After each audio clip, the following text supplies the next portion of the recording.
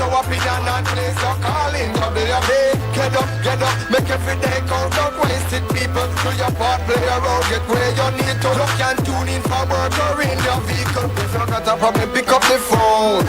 Why wait till the time calling is not so it no matter even if you're at home. Just call in. WUB, wake up, Belize, wake up, Belize. Another day is here. Wake up, Belize, we gotta keep moving, na. Wake up, Belize, everybody gotta put their time in. Wake up, Belize, voice your opinion and place your calling. WUB, be yourself, see yourself, this is just show my people. Believe our hope, so to need less reason. Nobody feel left out, this the vibe we're dealing. Let's find a solution, yeah. Love, respect, unselfishness and cooperation. That's how we need to build a strong nation. We are the people to make the changes. We are the changes, WUB. And all the things that will feel happen like got blue skies. And nothing that people get victimized. Let's work together for better, we got to unite. Belize, wake up, Belize. Another day is here. Wake up, Belize, we gotta keep moving, na. Wake up, Belize, everybody gotta put their time in. Wake up, Belize, voice your opinion and place your calling. WUB.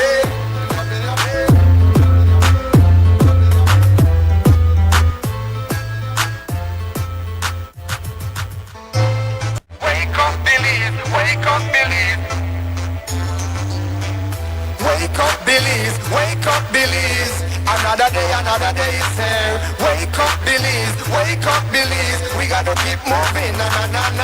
Wake up, Belize, everybody gotta put their time in. Wake up, Belize, voice your opinion and place your calling. WUB, be yourself, see yourself, this is just show my people. Believe our hope, so to need less reason. Nobody feel left out, is the vibe we're dealing. Let's find a solution, yeah. Love, respect, unselfishness and cooperation. That's how we need to build a strong nation. We are the people to make the changes. We are the changes, WUB. And all the things that will feel happen like got blue skies. And nothing that people get victimized. Let's work together for better, we got to unite. Belize, wake up, Belize. Another day is here. Wake up, Belize, we gotta keep moving, na. Wake up, Belize, everybody gotta put their time in. Wake up, Belize, voice your opinion and place your calling. WUB, get up, make every day count. Don't waste it, people. Do your part, play your role, get where you need to. Look and tune in for work or in your vehicle. If you got a problem, pick up the phone. Why wait till the time calling is not so it no matter even if you're at home. Just call in. WUB, wake up, Belize. Another day is here. Wake up, Belize, we gotta keep moving, na. Wake up, Belize. Good morning, Belize. Welcome to the WUB Wake Up Belize Morning Vibes. It's Tuesday morning, 7th April 2026, and it's time for WUB Wake Up Belize Morning Vibes. We want to welcome you all to our house. You're listening to Creme Radio, you're watching XTV. If you are listening to us via your devices and or apps that have been downloaded onto it, or you've got us on social media, whether Facebook or YouTube, or to those getting us via simulcast coverage, we hope that you were well rested. Hope you had a great holiday break and that you are ready to go. We're glad you're joining us. I'm Mose, Hyde. I'm hosting today. We hope you have great health. Good enough that you can get up and be strong about things. Of course, we hope you have full energy and your vibrations are positive. We need your morning to have just enough space for us. We know your mornings are busy, but we want a spot. We got a spot for you. So please, ready up yourself and get ready. This is participatory. We love when you get in. So get your thoughts, get your views, get your opinions, get your contributions lined up. Before we get there, however, you know that we do have to serve you a bit of preliminary stuff. We've got some morning news for you. Before we do the morning news, however, we've got your weather forecast to find out weather is just like all over the place. Let's find out what it's going to be like today. On this Tuesday, we turn to the National Meteorological Service. We've got forecaster Crystal Gonzalez to tell us what kind of weather we can expect. Good morning. A light and relatively moist airflow prevails over the country. And in the 24-hour forecast, the skies will be cloudy at times today and tonight. A few showers or periods of rain will affect mainly southern and offshore areas today. Then for tonight, isolated showers or light rain are expected. Then high temperatures will reach around 83 degrees Fahrenheit along the coast, 87 inland, and then 77 up in the hills. Low temperatures for tonight will reach around 74 degrees Fahrenheit along the coast, 66 inland, and then 63 in the mountains. Winds over the open sea will be light and variable, with sea conditions being slight. And then low tides occur at 6:26 this morning, then at 8:30 tonight. High tides at 12:32 this afternoon, then at 2:27 tomorrow morning. The sun will set at 6:07 this evening and rise at 5:41 tomorrow morning, while moon set is at 9:23 this morning and moon rise at 11:10 tonight. And now for the extended forecast. A few cloudy spells with isolated showers or light rain are expected for Wednesday and Wednesday night. And next we have the fire forecast. Moist conditions will continue to support a low risk for fires or brush fires going into Wednesday. And finally, we have the sargassum update. More sargassum mats are expected to drift ashore during the next few days, producing moderate to major impacts over coastal destinations across the country. And this has been this morning's weather report from the National Meteorological Service. The first private radio in Belize since 1989. Creme FM presents the news. Informative, accurate, current information, local, regional, and international news, weather and sports. And now, the news.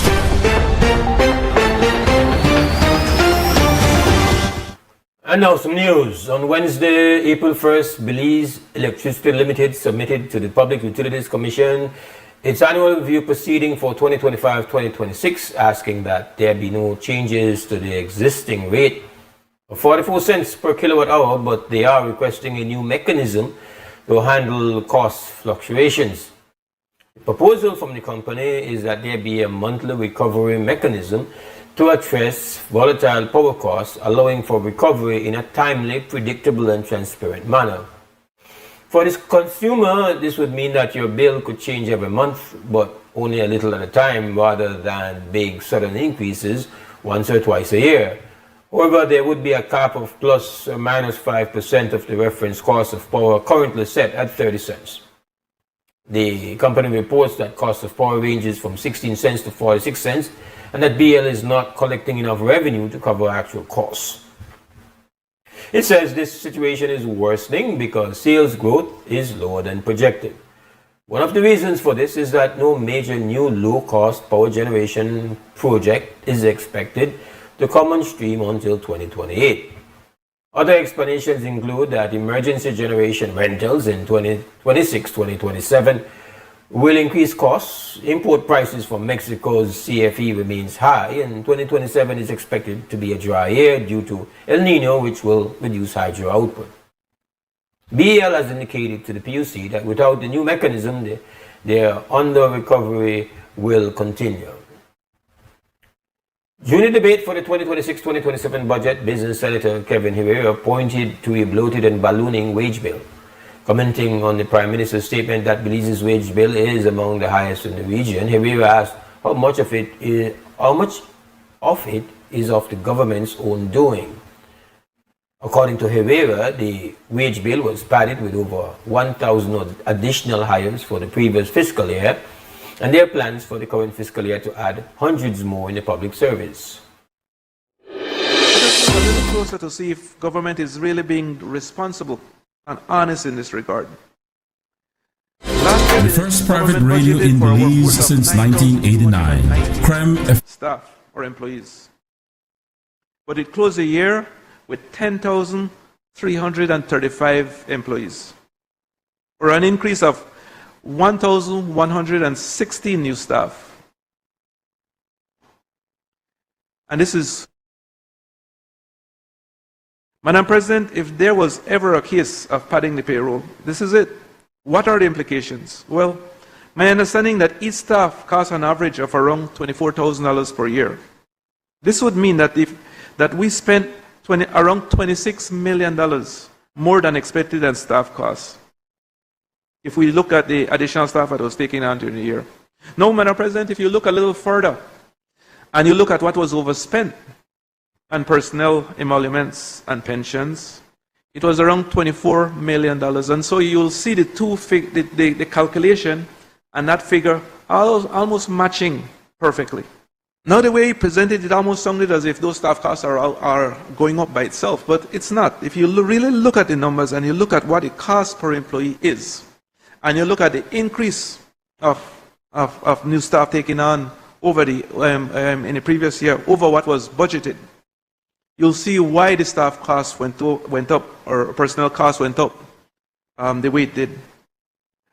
So, Madam President, if you look at it, the public sector staff is ballooning at an alarming, unsustainable, and I would say irresponsible rate. But if you think that the madness will stop there, this new year is projected to be 11,079 persons, which is an increase of 744 new staff members. And I believe, Madam President, this is likely the net effect, because people are also going out of the system. So if we look at what those additional people will cost, Madam President, it's around $17.8 million more. National Trade Union Congress of Belize Senator Glenfield Dennison, during the budget debate, spoke of the significant contribution of the Cuban Medical Brigade to Belize's healthcare system. He zeroed in on the numbers, specifically at the KHMH, and said he hopes that the Belize government can fill the void if the program is terminated. KHMH in the Cuban Brigade currently has on staff 1 neurologist, 1 ENT, 1 medical internist, 8 nurses, and 1 X-ray technician. Then they go back, I don't know who will fill the gap. On contract, we have 2 nurses and 5 specialists, 1 X-ray technician, the specialist there, 2 internists, 1 neurosurgeon, and 1 neonatologist. I don't want to deal with the small baby. Then we got a big deal about how we take care of with preemies, the KHMH. The only place in Belize that can deal with children who are born prematurely. So I hope we could figure out how we will fill that gap. Senator Dennison shared a personal experience of visiting an NHI clinic where he was attended by a Cuban doctor. Speaking about diplomacy and foreign policy, Dennison half-jokingly said the Cubans should obtain Belizean nationality through marriage so that they can remain in Belize. KHMH in the Cuban Brigade. No, that must be last week. Integral Health Care, I want to big up Dr. Crespo. Hey, Doc. Dr. Carlos Crespo is a Cuban national who is now in Belize, helping to offer health care to the poverty-stricken areas of the south side of Belize City. I don't know if you're married or what. I find out Belize and I'm married. I want to learn like Cuban with the KHMH. Find out Belize and hurry get married. We are running straight through the system and giving up papers. Let's go. We have fixed that in a lot of ways to deal with foreign policy. Don't worry about it. Can't stop love.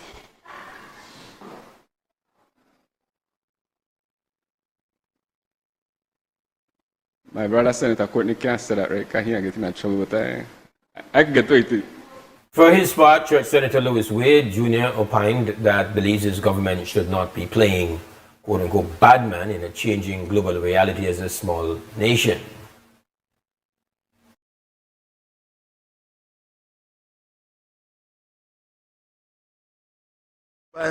The Cuban crisis, I have my own opinion and philosophy on those types of stuff, so I will move on. But we do live in a time when I don't think that as the government we should try play bad man or push out with chess.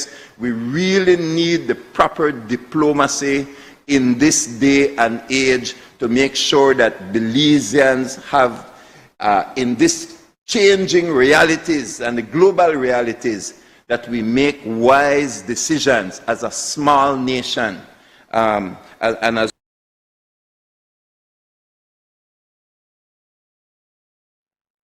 the price of regular and premium gas went up at the pumps on Easter Sunday. Premium increased by 86 cents per gallon, while regular shot up by 80 cents. In Belize City, that puts the price for premium at $14.62 per gallon, while regular will sell for $13.82 per gallon. The previous increase on March 13th was by over $1, with both premium and regular breaking the $13 mark at that time. Subsequently, diesel shot up by $2.50 per gallon on March 25th, prompting Belize Bus Association members to request concessions from the government or a bus fare increase, though they said they preferred not to increase fares. The request is being reviewed by Cabinet. It was an epic finish to the Holy Saturday Cross Country Cycling Classic, with a new race record being set of 5 hours 31 minutes and 31 seconds compared to 2025's race time of 5 hours 39 minutes and 26 seconds. 83 riders lined up for the start of the 140-mile race from Belize City to San Ignacio. 20 foreigners signed up, the largest number in the race's 96-year history. They hailed from 9 countries: Canada, defending champion Jim Brown from the UK, now riding unattached, Mexico, Guatemala, Guyana, Costa Rica, Honduras, Colombia, and the USA. Just after the mile 4 police checkpoint, Mexican Ignacio Prado developed a gap of 42 seconds, but it was not long-lasting, and he was caught by a chase group of 6 riders. Just before Gracie Rock, Mexican Heriberto Quiros Gutierrez and Costa Rican Sebastian Calderon broke away and kept the lead all the way into San Ignacio and back, creating at its height a gap of 4 minutes 23 seconds. On the return, Quiros was dropped when his chain slipped and he hit his knee near Loma Luz in Santa Elena. Cole Williams, who was in the chase group of between 8 to 10 riders, dropped out due to a wheel change before reaching Belmopan. His brother, Justin, who had done yeoman's work in keeping the pace in the chase group, also dropped out not long after when his legs gave in. Between San Ignacio and Belmopan, the chase group was cut off. Up to 35 riders was cut in half. Costa Rican was eventually caught at mile 36, after which the race entered a spurt of heated attacks and counterattacks. Prominent on the Belize front were Derek Chavarria, now racing for a China team, Goran Gabriel, Tariq Flowers, Javin Gonzalez, and Fernando Rosado riding for the Anthony Malo team. They were joined by Costa Ricans, Guatemalans, and Mexicans.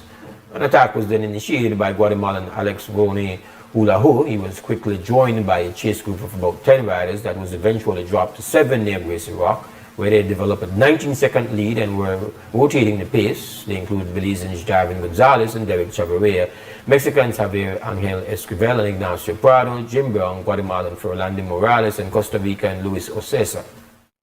After Hattieville 8-rider lead had grown to 2 minutes 5 seconds towards the finish line, it came down to a sprint among the 8 riders, and Jim Brown crossed the finish line, followed by Mexican Ignacio Prado, then Javin Gonzalez in third, and Derek Chavarria placed fourth.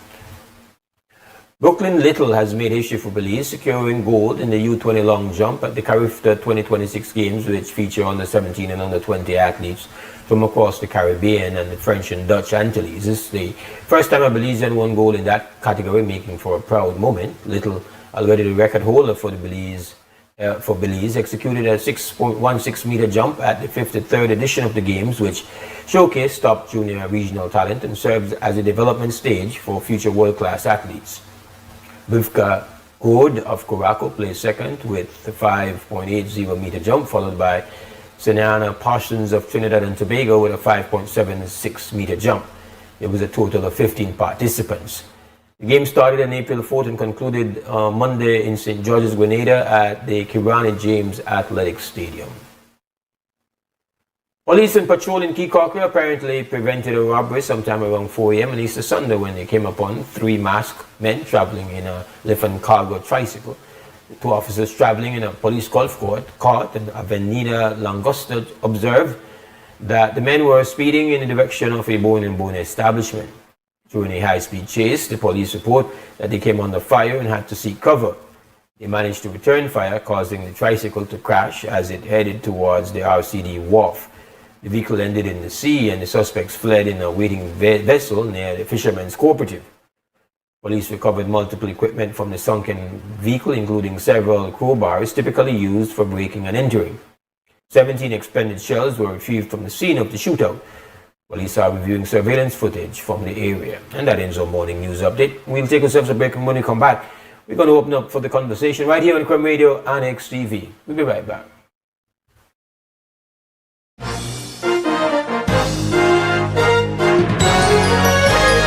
Informative, accurate, current information. Krem's newscast. Local, regional, and international news. Weather and sports.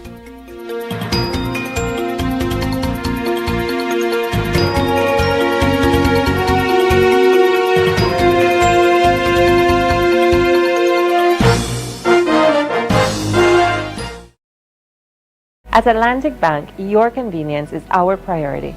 Our contact center is designed to enhance your banking experience. With a wide range of customer service options, you save time and effort.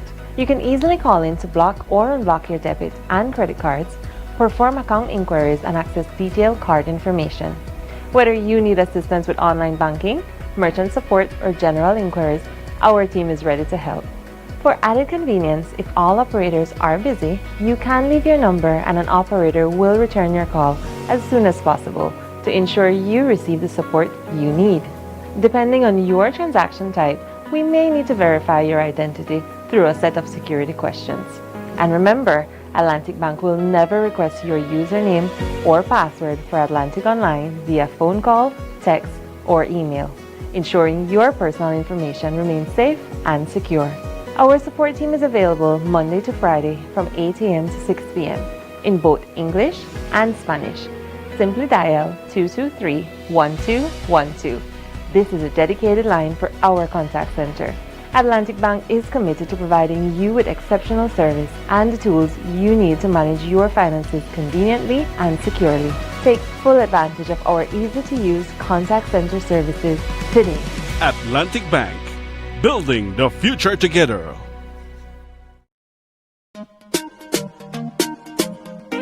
Smart for everybody. Smart leading everything. Smart give you everything. Smart offer everything. Smart give you everything. North to the east and the south and the west. Smart are the best. Calling. Double up my data and give me all the text. In fact, give me a plan for my family. Unlimited calls, so me like it. And Smart make everybody feel happy. Bringing people together, me want it now. Smart got love for everybody. Me want my Smart plan. Want it right now. Me want my Smart plan. Want it right now. More bundles, data plan. Me want my smartphone, internet in my hand. Call me want my Smart plan. Want it right now.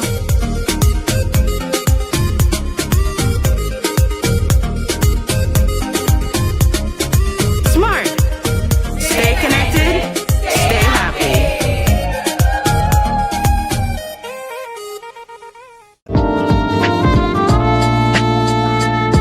Attention advertisers, sellers and readers of the Amandala newspaper, please be advised that there will be no online Tuesday issue of the newspaper on Tuesday, March 31st, 2026 and Tuesday, April 7th, 2026. There will only be the Friday issue, which will hit the streets on Thursday, April 2nd, 2026 and Friday, April 10th, 2026. Happy Easter from the management and staff of the Amandala newspaper.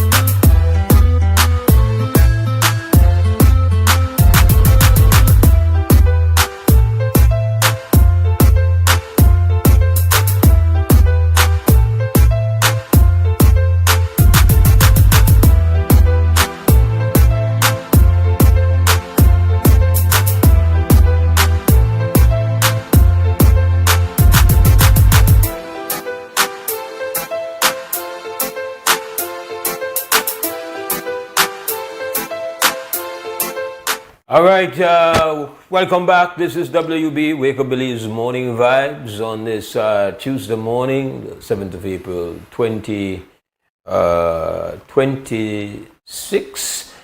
And I'm Mose Hyde, and if you're just joining us, well, good morning to you. We start at 6:30, let me just mention that, in case you are not certain as to start time. We get things lifting off at 6:30. So please come earlier, but we're glad that you're here with us. We about the conversation, so let's get right down to that. Conversation is not a one-person activity. It requires more than one. So please, we have the phone on the table for a reason, because we want your call.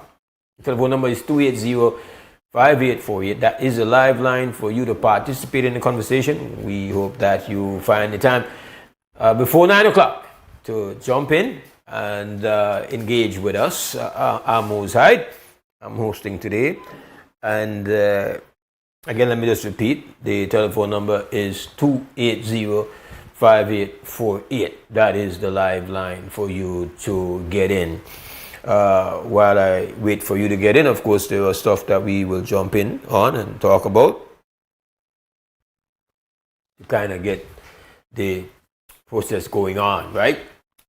It's always, we have at times referred to Tuesday as terrible, the Tuesday after Easter break as Terrible Tuesday. Usually we have a whole list of things that have happened, unpleasant stuff, and of course, we have become accustomed to coming here. A part of Terrible Tuesday is the disappointing aspect of cross-country loss, and the garland remains away. Congratulations to now back-to-back champion, which is a very special thing to accomplish. Jim Brown of the UK has won it consecutive years, so respect is due. And again, to all the participants, all the people who did their big thing out there, respect. Of course, for those who are rooting for the home team, it's not a tough Easter break, as things didn't go our way. For a moment, it seemed very likely that we stood a good chance. We had some of our best riders in the front and had a chance, but didn't work out that way when the sprint unfolded. We'll probably do a little bit of post-mortem later on in the show. I'll see if I can link up with Palace. But right now we've got, Krem, good morning. Good morning, Belize. Good morning, Sister Yaya. I have to get in early this morning. I called Wednesday, but I wasn't able to get it. To take a deep breath, because I have quite a bit to say this morning.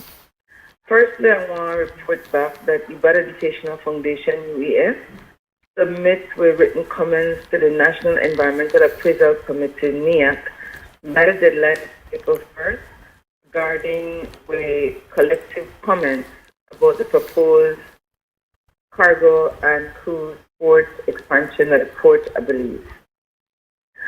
It'll be 9 pages. And then one of UEF international partners, contested port, summarized those 9 pages and come up with a good report that's lodged on their website. So if you go to contested port, I believe the title of the port deal Belizeans never saw. So I want to report on that. And for the record, more, the environmental NGOs in Belize never come out with a public statement prior to that April 1st deadline to send comments to NEAC. Anything you want to about that? You want to wrap on that? How I put it, noted, Sister Yara. Respect. All right, moving on next. The conversation I want to have with you this morning about the National Trade Union Congress of Belize and the Labor Department as relates to workers' rights in this country. Now, we know that the Caribbean Court of Justice gave one ruling on November 5th, 2025, based on the Marin versus Police Telemedia Limited case. And that case focused specifically upon the interpretation of Section 183 of the labor law. Before I go any further, I give mad respect to Mr. Secretary Perret for being a very good teacher. For the labor law. Now, this is for all Belizeans, people in the English-speaking Caribbean, and I believe somebody said in the Commonwealth as well. Now, Section 183 of the Belize Labor Act focused on severance pay entitlements for employees. And the CCJ ruled in favor of the former BCL employees, confirming that they had a right for statutory severance pay. The landmark ruling determined that employees entitled to severance in addition to pension. Now, the ruling declared that pension contributions can't automatically be treated as one substitute for severance pay. So to make that very clear to listeners and viewers and those streaming online, why this have serious implications for Belizean workers, in particular for this conversation. Now, that was November 5th, 2025. If I count right, 31 days later, December 15th, 2025, based on the research Friday, NQCD meet with the Prime Minister, I believe. And in that meeting, it says specifically they did deal with labor issues, but then look at the OSH, the Occupational Safety and Health Bill. This is a late 2025 now, let me forget, presented as a bill early 2026. They look for the progress of whistleblower legislation, and they schedule quarterly meetings to maintain dialogue with the PM. Now, at no point in that meeting with the PM was severance mentioned. Me personally feel that that's bad. That after such a landmark ruling, that NQCB should have centered severance conversations with the Prime Minister, that it may be one leading point in a reported news story. Do you agree, Mose?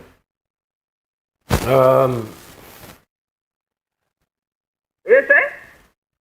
I'm not sure that I agree that it's bad. I think it merits asking what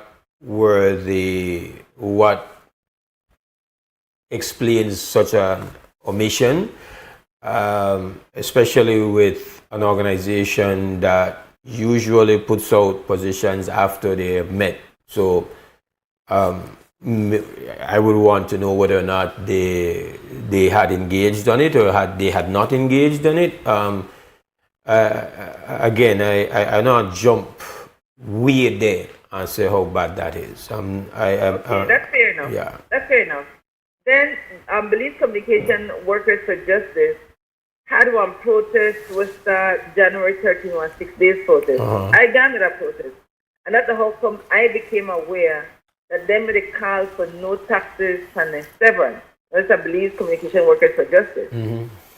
If I aware of it, I think NCUC be aware of it. This is not just one form of the EL workers concerned. This is a become concern for everybody, whatever gets severance, to find out if taxes were charged on those severance. Now, February 20, one letter from Belize Tax Services to BPL addressed that taxes should not be paid on severance. But I give that win as for, well, BPL did meet with the tax service, and then the tax service respond back. But I still say that because of the agitation of the Belize Communication Workers for Justice, that taxes should not be charged on severance while a positive action happens. For me, another missed opportunity by NTUCB, because that's something they shall pick up as it relates to all workers in this country. And then the third point. In March 2nd, NTUCB meet with the Belize Workers Union, and among other things were then discussed, according to the SD Force, then discussing the strategic plan and other related issues affected our brothers and sisters at BWE, the Police Workers Union, such as unfair deduction of 25% income tax from their severance pay. I said, no, check this out. For me, I think at the height of it, that NTUCB meet with the Police Workers Union and in confident Facebook post highlight that this is one conversation they had. Yet, I don't hear NTUCB come out and talk about that for all workers. I'm not sure no solidarity with police communication workers for justice up to today day. They've put out I would call it a release. They've put out I saw an extended position from the NTUCB on the matter of the severance and the matter of the ruling. You have not seen that? No, but no, I have not seen that. I have to admit, I have not seen Okay. that. Well, I have. Are they saying? I will share it with you. I will have to look for it and share it with you, and then you see what you feel. I felt it was strong. I would argue that it should have been earlier, but it was strong, and from what I remember, I just go back, is that it did not have anything in there dealing specifically with the communication workers for justice. It did not, from what I remember, that stood out to me. It spoke overall that this ruling, it's important for the Labor Department and government to reinforce what this ruling means for employers, and it's very comprehensive in really laying out, and very forceful in laying out what the ruling from the CCJ means and what the requirements should be now on the part of government, and that all these matters have to be resolved. But it doesn't. My memory, again, I'm just going on what I remember, that it didn't make a specific reference to the BCWJ, but it was a strong release from my point of view. Respect to that. I know I did not see, but I'll wait to look on it. Yeah. But it still come back to me when me and you had our reasoning a few weeks ago. We spoke about the NTUCB, or at minimum the Communication Workers Union, needing to come out in solidarity with the Belize Communication Workers for Justice, and to date they still have not. Yeah. So now, what I really have great respect for, on April 2nd, when one new set of workers organized, the Belize Energy Workers for Justice, former BEL employees, with the guidance of Emily Turner from the Belize Communication Workers for Justice, it was a powerful press conference, and we learned then also that BCWJ applied for B1 union. Respect is due to that. But one of the things where I left the press conference thinking is that how much Belizean workers, and I know some of them done that already, but when we look overall, how much Belizean workers not get their severance? One, we don't know about it. Two, here I come on with the Labor Department. The Labor Department fail out of the two an employment duties based on the law. One, as enforcers of the labor law. They also have to, they have one duty for encourage that goodbye between employees and employers, and protect workers' rights. I would say on protecting workers' rights and being enforcers of the labor law, the Labor Department has failed and continues to fail, because before, you know this better than me, Mose, so you go help me with this one. When collective bargaining agreements are drafted, they don't have to go to the Labor Department, but the Labor Department vet them before they become, before they get implemented? Yes, that's required by law, that you provide it, and then they will go through it to ensure that all aspects of the agreement comply and are not in any way infringing or essentially not aligned with the Labor Act. So that's what they do. And so multiple times they've had to have been parts of a process where they would say, okay, you all need to fix this because this doesn't work. So it's not it's not, in my experience, it's not just a kind of a rubber stamp. It's they have intervened multiple times in my experience. So that's what they do. Good. And I appreciate you have the lived experience to share that with me. So since that's the what and do, when all the collective bargaining agreement, like the one from, because my understanding that, let's say the utility companies, they pretty much cut and paste when it comes to the collective bargaining agreement, specifically as it relates to severance and pension. So when the former BTL workers come out, they're like, it may expect it that eventually the other utilities, they won't come out. So here, the EL workers that come out, when they look for, say, BWSL former employees won't come out. So I just say the Labor Department looked at the collective bargaining agreement, for example, for those 3 utility companies. They had a duty to say that in that, at whatever point they get it, that is not in compliance, that severance should be separate from a pension scheme. Don't you agree, Mose? I would look at that situation with the Labor Department being very mute. They don't talk. They've not been talking on the whole history of this, and we got to recall that this was something that started in the mid-90s. So again, from what I have been made to understand, is that the Labor Act was revised, and then these entities felt, based on that revision, that they could move towards just doing the pension.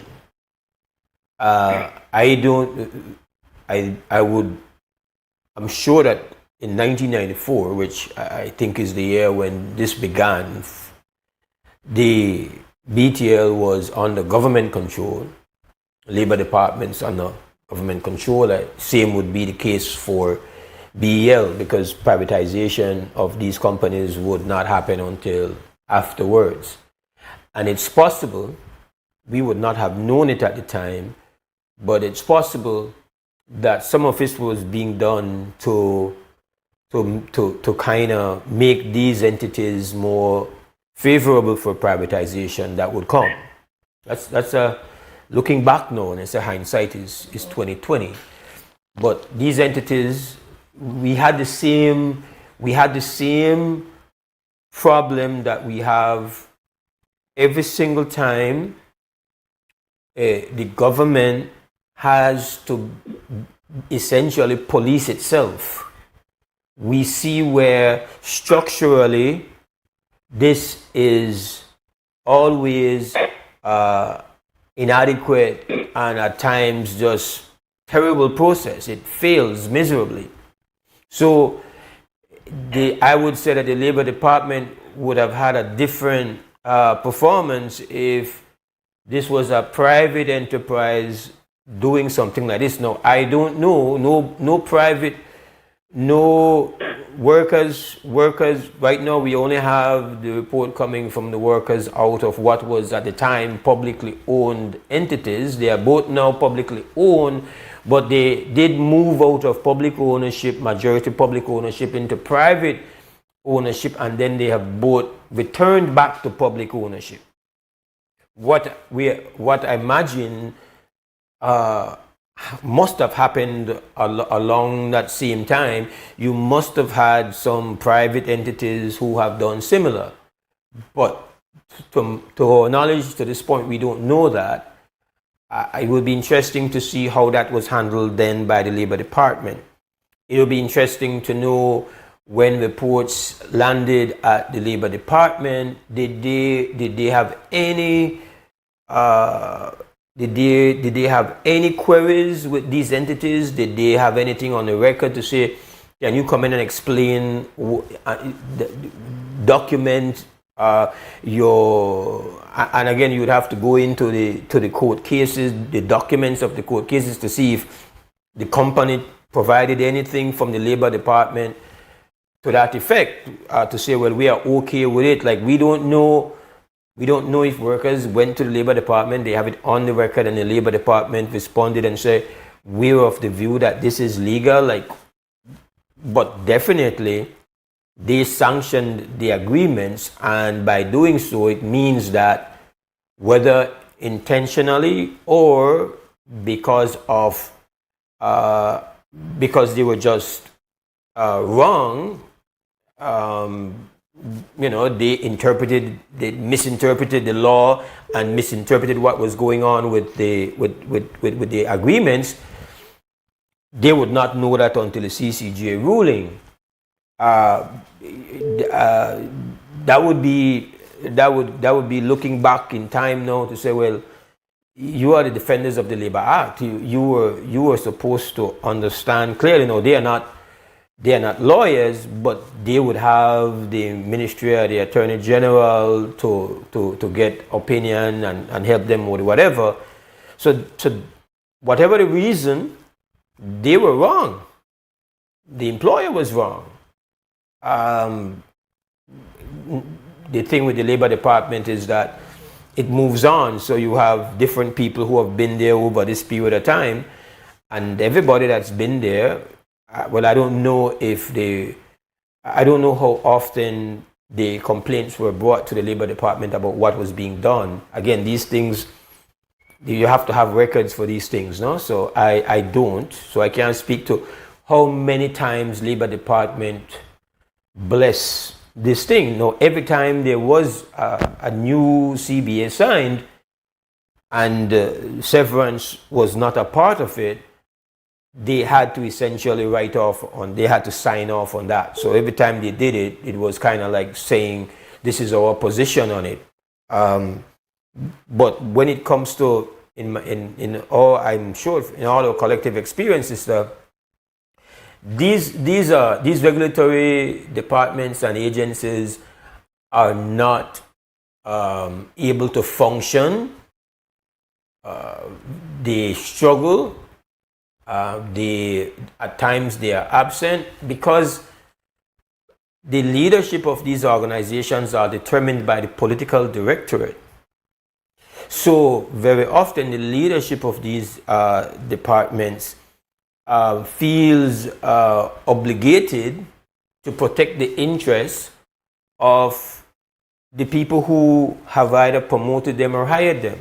They are very often politically aligned with an administration that is in power. We can see it, for example, with the PUC. We see it with these agencies. They do not perform when government is involved with the situation. They don't.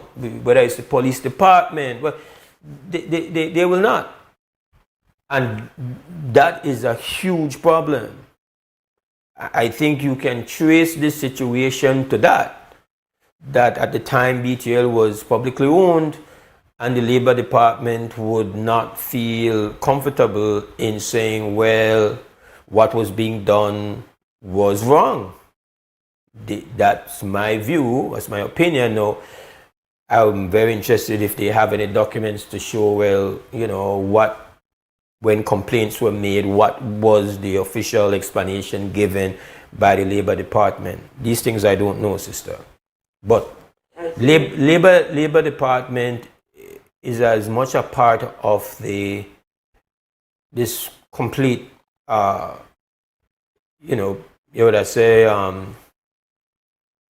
this complete injustice.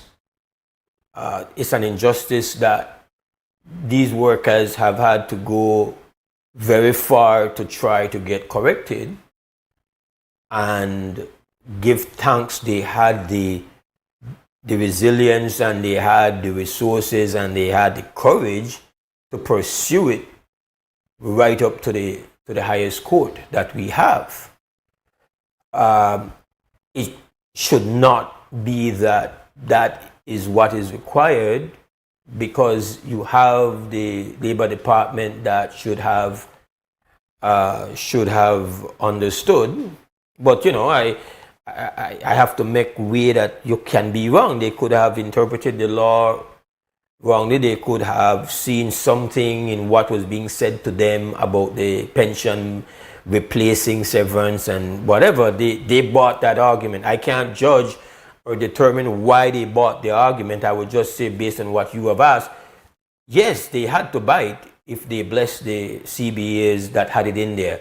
Whether that was there, whether they did so knowingly or not, once they sign off and said it's good, then they have blessed something that the CCJ now has ruled was completely erroneous, completely unfair, illegal, unjust, and all of that. I appreciate that. And just to come back to the NTUCD, then meet on February 17th with the Labour Minister. And based on the news report, they never bring up nothing about severance. Now, they meet with the Prime Minister in December. They meet with the Labour Minister February 17, 2026. And based on everything you just said, Mose, and I don't know how often this happens. In this instance, we have one Labour Minister who don't want attorney. So I hold on to an even higher level of accountability when it comes to the enforcement of the labour law and the protection of Belizean workers' rights.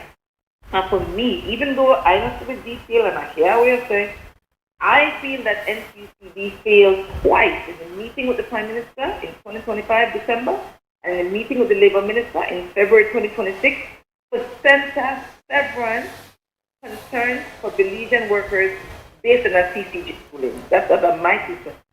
And going back to the Labour Department, they sent out a press release encouraging Belizeans to contact them February 24, 2026 for contact them regarding severance entitlements follow CCJ judgment. Christine says she right there and the answer. So initially I cited two concerns I had with the failure of the Labour Department as enforcers of the labour law and the protection for workers' rights.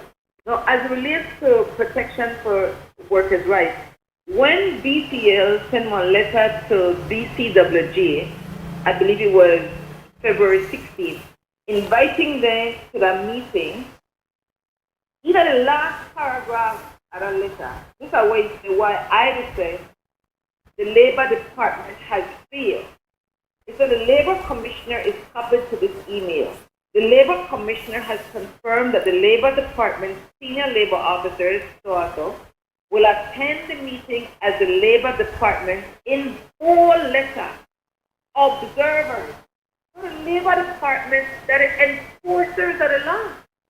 This year letter to make BCWJ know Labour Department, one of their observers. Our Labour Department says, so this is really the question. But I will go back to this point, sister. Like I completely agree.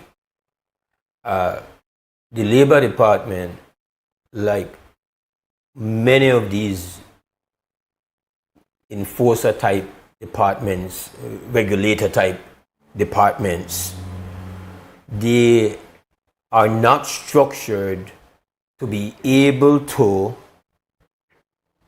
act properly, to act based on what is required by the law when the situation involves the government. When the past ombudsman dared to do his job,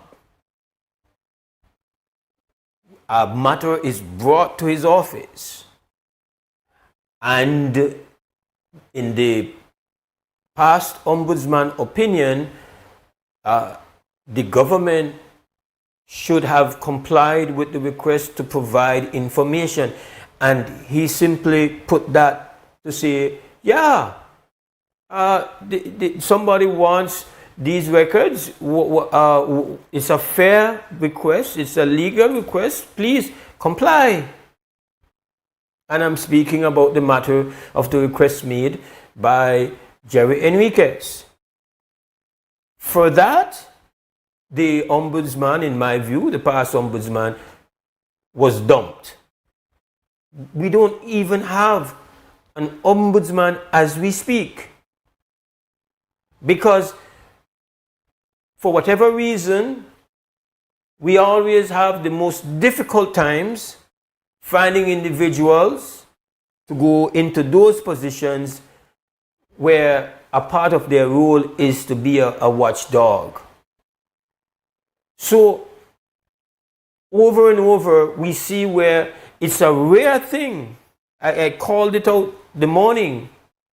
It's a rare thing because Major Swazo has served within the political structure. He has run as a candidate successfully and became mayor of Dangriga as a PUP. So when he is in that position, he is expected to do your job, but just be happy you have a job and do not create a problem for us. This is a structural problem that needs maximum attention. The police department, the Budna matter, and the problems that the present commissioner ran himself into as a result again of struggling when the cloud of suspicion engulfs the political directorate. I can go on and on with these instances. The ESAT, the Essential Services Tribunal, is majority government appointees. They generally will do an objective job as long as the government is not the one that is being held to account. How you make these entities function properly, fairly, impartially, when the government is involved, is a problem that we have to solve. And this mess that has happened with the whole pension and severance, I repeat, sister, is because the enforcer, regulatory agent department, the labor department, did not function how it would normally function because it was dealing with government as the employer. And it took the CCJ and almost 30 years before we could have something on which workers could stand on and try to get the correction and try to get their justice. That's what has happened. That is where I feel we have to continue to hammer home the point. Hammer home the point that these agencies, these people, when you get your position, when you have been chosen, you do not serve the political directorate. You could have your feelings, everybody got it, you got your feelings, you might like a particular administration more than others. But when you are going to get a professional salary and your job description is to make sure that the landscape, the labor landscape, employers and employees in this nation believes that landscape is going to be one of properness, of fairness, of things being run in alignment with the law. That's your job. That is your boss. The labor law is your boss. And there are times when the labor law is going to say the employer is right. There are times when the labor law is going to say the employee is right. That's how laws go. But you do not ignore the law because you are afraid or unwilling to upset the person who had kind of placed you in that position. I understand human nature. We have to put in place we have to understand human nature, and we have to design our systems in such a way that human nature not come back and bite we. We often see where these people in these positions, they're not evil human beings, but they are compromised human beings. And they fail to be consistent, and they injure people. Because those people who were denied what is rightfully theirs have been injured. That's what we're dealing with here. And as we speak, this is not something where this has been dealt with and we have already fixed what caused this problem to begin in 1994. It's 2026, and if another situation emerges like this, it's going to happen again. That is the problem we have, sister. And interestingly, Mose, and I really appreciate your reasoning as always. March 27, 2026. Check this out. Police engages consultancy for labor act review. I understand that 2 years in the making, but I just find it interesting. The government of Belize say UOB engages consultant for comprehensive review of the Labor Act. We officially start March 27th. The consultancy will implement over a 4-month period and will involve engaging with key stakeholders, including government agencies, employers and workers organizations, social partners, keeping with the principle of tripartisan and social dialogue. Now, I just find this interesting. I think that has been that's even longer than 2 years. I've been hearing about that maybe 4 or 5 years about this whole process of a kind of revising of the labor, looking at the labor law and looking at how it needs to be improved upon. The consultancy part, well, I don't know why we have to find a consultant for that. I don't know how much that one even costs and all of that. That's something to consider as well, no? But sister, I gotta go. It's today 612 days of UEF care campaign and the 230 days since the Legion Joseph Goodner was kidnapped. Only organized people have saved the people. Got it. 7:36. We've got 2 Cents Cam, sponsored by Fort Point Security. We're going to take our first break after that.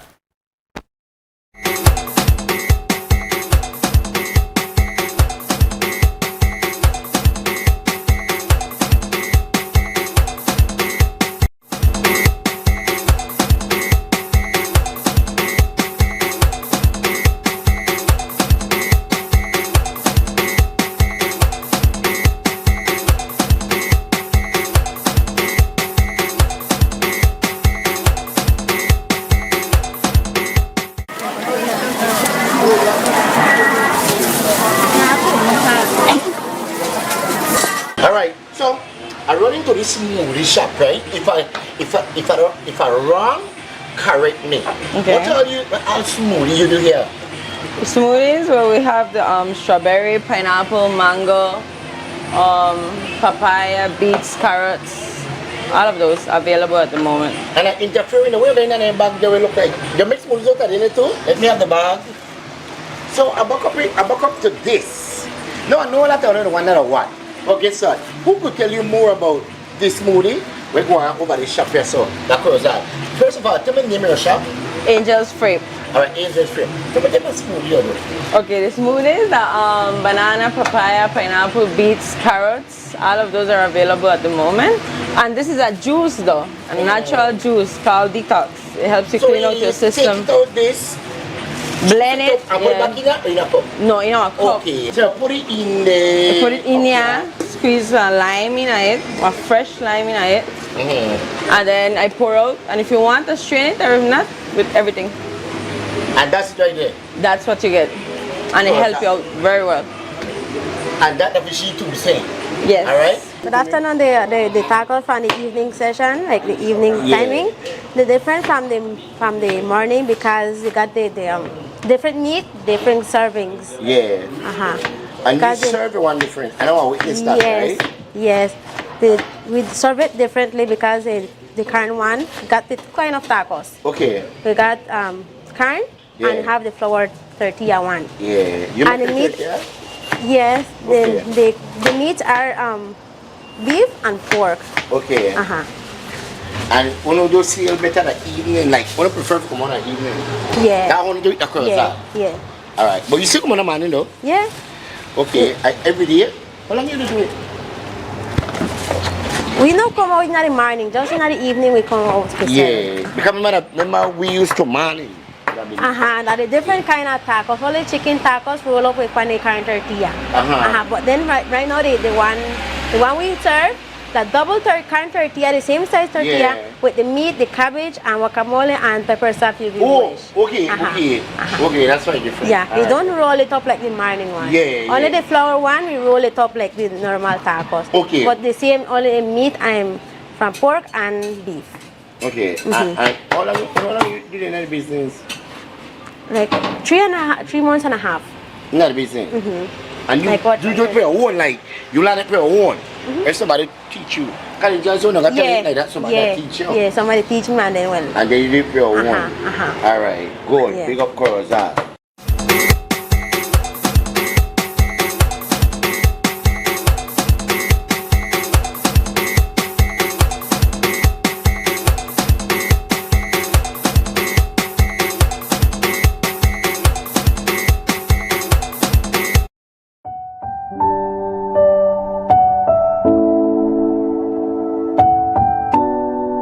I'm very happy knowing I have a new home.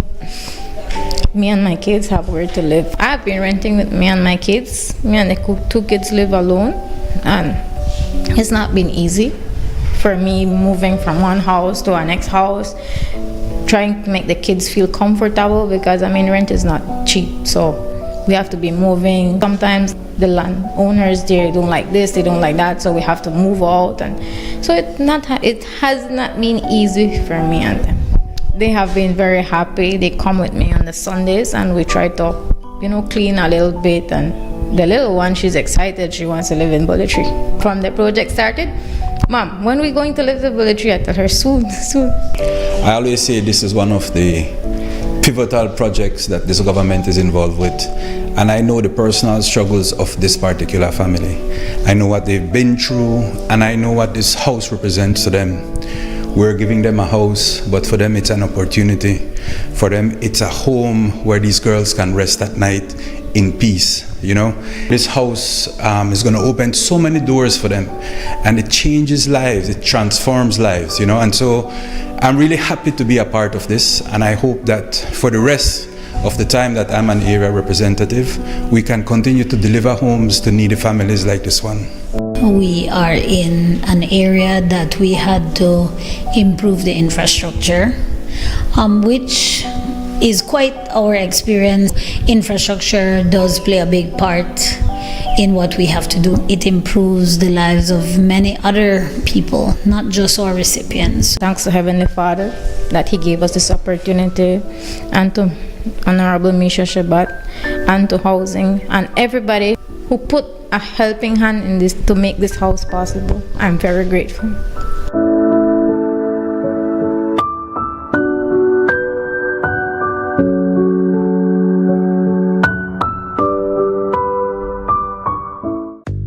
At Habet and Abet and Brothers Abet, we've always proudly celebrated Women's Month. This year, we celebrate women keeping the balance at home, at work, and in their communities. That's why all March long, all women receive 15% off store-wide, from paints to plumbing and everything in between.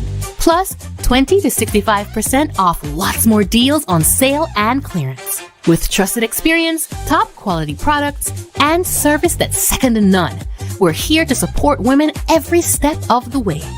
Visit or call us today. Happy Women's Month from all of us at Hyde and Hyde and Brothers Hyde, doing our part to balance the scales. En Atlantic Bank, tu comodidad es nuestra prioridad. Nuestro centro de contacto está diseñado para mejorar tu experiencia bancaria. Con una amplia gama de opciones de servicio al cliente, ahorras tiempo y esfuerzo. Puedes llamar fácilmente para bloquear o desbloquear tus tarjetas de débito y crédito, realizar consultas de cuentas y acceder a información detallada de tus tarjetas. Ya sea que necesites asistencia con la banca en línea, apoyo para comercios o consultas generales, nuestro equipo está listo para ayudarte. Para mayor comodidad, si todos los operadores están ocupados, puedes dejar tu número y un operador te devolverá la llamada lo antes posible para asegurarse de que recibas el apoyo que necesitas. Para mayor seguridad, es posible que necesitemos verificar tu identidad con un conjunto de preguntas sencillas.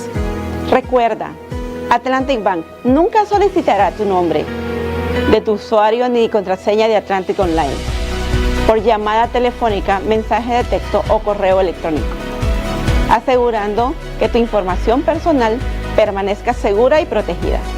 Nuestro equipo de apoyo está disponible de lunes a viernes, de 8 a.m. a 6 p.m., en inglés y en español. Simplemente marca al 223-1212. Esta es la línea dedicada para nuestro centro de contacto. Atlantic Bank se compromete a brindarte un servicio excepcional y las herramientas que necesitas para administrar tus finanzas de manera conveniente y segura. Aprovecha al máximo nuestro servicio del centro de contacto. Atlantic Bank, building the future together. Smart for everybody. Smart leading everything. Smart give you everything. Smart offer everything. Smart give you everything. North to the east and the south and the west. Smart are the best. Darling, double up my data and give me all the text. In fact, give me a plan for my family. Unlimited calls, so me like it. And Smart make everybody feel happy. Bringing people together, me want it now. Smart got love for everybody. Me want my Smart plan. Want it right now. Me want my Smart plan. Want it right now. More bundles, data plan. Me want my smartphone, internet in my hand. Call me want my Smart plan. Want it right now.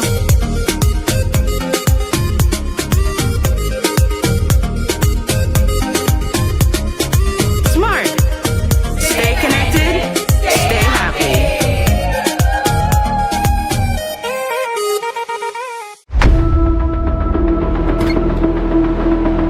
Tired of appliances that just don't last? Appliances that just can't keep up? It's time for a change. GE Appliances delivers reliability, innovation, and performance you can trust. The decision is easy. Don't settle for less. Choose quality. Choose reliability. Choose GE.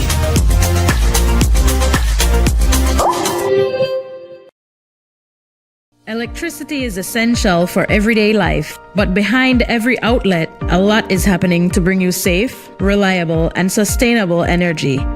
Let's start at the beginning. Independent power producers across Belize generate electricity using a mix of renewable and non-renewable resources. Electricity travels across a network of high-voltage transmission lines capable of transmitting electricity across long distances. Electricity then reaches your nearest substation, where it is adjusted to a lower voltage, making it safe to travel on the distribution lines you see in your community. From there, electricity makes its final journey from the distribution lines to your home. providing you with safe and reliable power when you need it. We continue to serve you.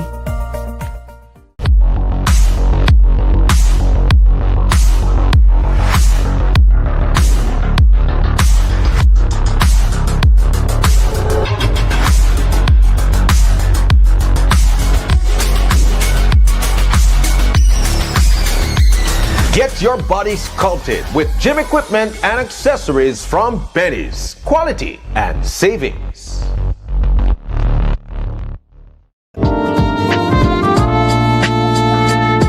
Attention advertisers, sellers and readers of the Amandala newspaper, please be advised that there will be no online Tuesday issue of the newspaper on Tuesday, March 31st, 2026 and Tuesday, April 7th, 2026. There will only be the Friday issue, which will hit the streets on Thursday, April 2nd, 2026 and Friday, April 10th, 2026. Happy Easter from the management and staff of the Amandala newspaper.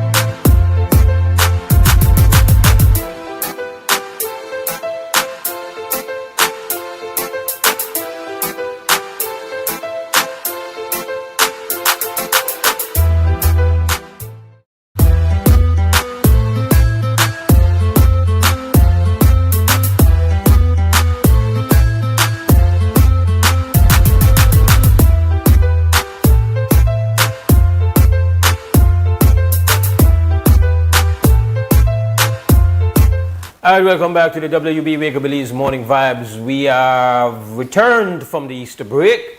Right here on Creme Radio XTV, back to action, back to the conversation. Telephone number 280-5848. Mose hosting today. We have a little bit of traffic going on this morning. We have with us super bad Belizean artists here, just on a Easter break thing, but it's what you call killing two birds with one stone. We don't want to kill no bird, but you know what we mean. We have with us Negro Heights, straight out of Hyde, but representing Belize always. Always. Good having you here, brother. You know, likewise, blessed Lord, give thanks. Respect. I saw you here with the fam. Yeah. Easter break style. Yes. How was that? It's unbelievable. It's like my first visit home on a Easter. Like, I've always come back, but it's never been Easter, nothing special, like, as far as occasion-wise. But yeah, it's definitely been a blast. A lot to see and a lot to do. Right. So it's the first time your fam get a chance for... Yes. Both my daughters, they having a blast. They enjoying it. They enjoy the Easter. They enjoyed it so much so that they're talking about looking for tickets to come back right now. All right. It is definitely has become a very popular thing for our Belizean families abroad to come for the Easter break now. In fact, I think arguably more come for Easter than September.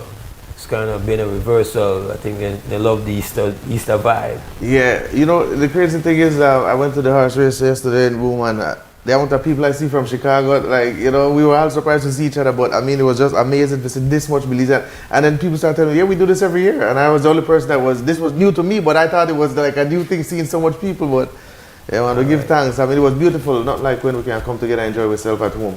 Serious thing. How's the music going? I don't say that it's good, could be better, but and that's because we have certain things where we're looking forward to out of the music. Like right now, we're trying to solidify a fan base within Belize and build the Belizean community around the music, because we have people outside of Belize, but not like when your people support and rally around the thing, you know. All right, but the music continues with you. Definitely continues, brother. All right, and for people who don't know, you've been rocking music for a long. It's been what, like since like 2013 I dropped my first album. That's when I really started pushing and going with music. Since 2013 I really been pushing hard with it. So we're looking at almost 13 years worth of producing music. You've traveled all over representing, performing. Yes, in a vibe. Yes. I'm always on the mission of going and promoting Belize, so to speak, through the music and the performance and this type of thing. And boy, you'll be surprised to see the amount of Belizean people that's in some of these shows, like over in the states, like, you know, like you travel to different states and perform, and like I've always seen like almost the majority of people in there are Belizean supporting these events. So I know we love music, it's a fact. Yeah, for real.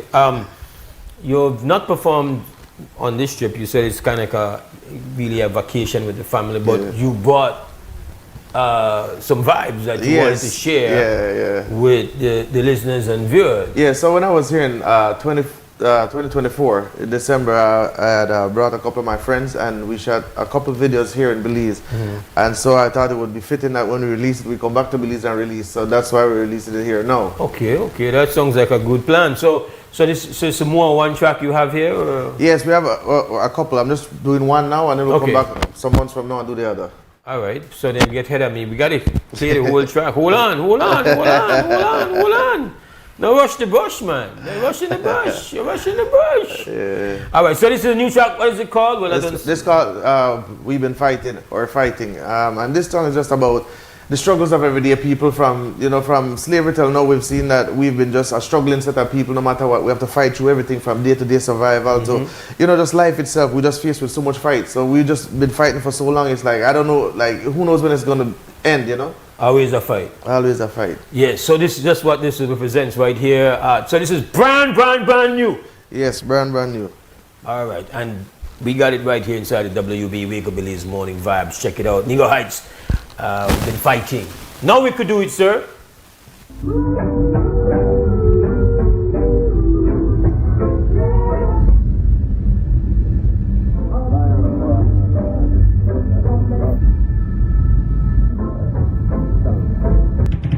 Don't give up. The most I not sleep. The battle may be bitter, but the victory will be sweet. I see them true colors from the very start. Time reveal it unto me, they're not so very smart. Use them fancy words just to confuse man thought. Pure empty promises, don't listen when them talk. When you check it out, appear mocking at them heart. Tell a lot of lies just to get what them want. Never show no love, only tore us apart. So to make a long story short, we've been fighting long before I was born. And every time I look around, it's the same old corruption. We've been fighting, been on the field so long. It seems our children will be fighting long after we're gone. Black hole them system designed just to set we up. All types of laws just to get we stuck. When that field soldiers come take we up. Every branch of government corrupt. We studied them style long enough to learn. Our problem is not for them concern. If we want better, some bridges have to burn. Can't sit down and wait for tables turn. We've been fighting long before I was born. And every time I look around, it's the same old corruption. We've been fighting, been on the field so long. It seems our children will be fighting long after we're gone. The more things change and the more them stay the same. Can't get no help if you don't know if you play the game. Those who commit the crime never want to take the blame. And those who know who they are never want to say the name. Things say them win, watch them rejoice. Never know unfair game play twice. Oh, beyond to them cause them judgment agonize. For your wrongs you got to pay the price. We've been fighting long before I was born. And every time I look around, it's the same old corruption. We've been fighting, been on the field so long. It seems our children will be fighting long after we're gone. Yaga yo, them up to get Babylon get a beating. Aye. Watch yourself, watch the things you're doing. Yo, if you know what I'm saying, mistreat the people, ill treat the people, judgment will be swift. Fire bird.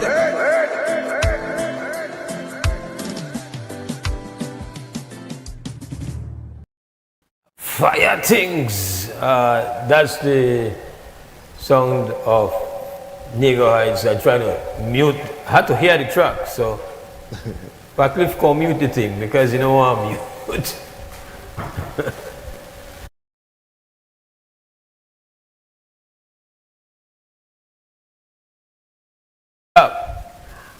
I have to. No, you don't mute it as yet.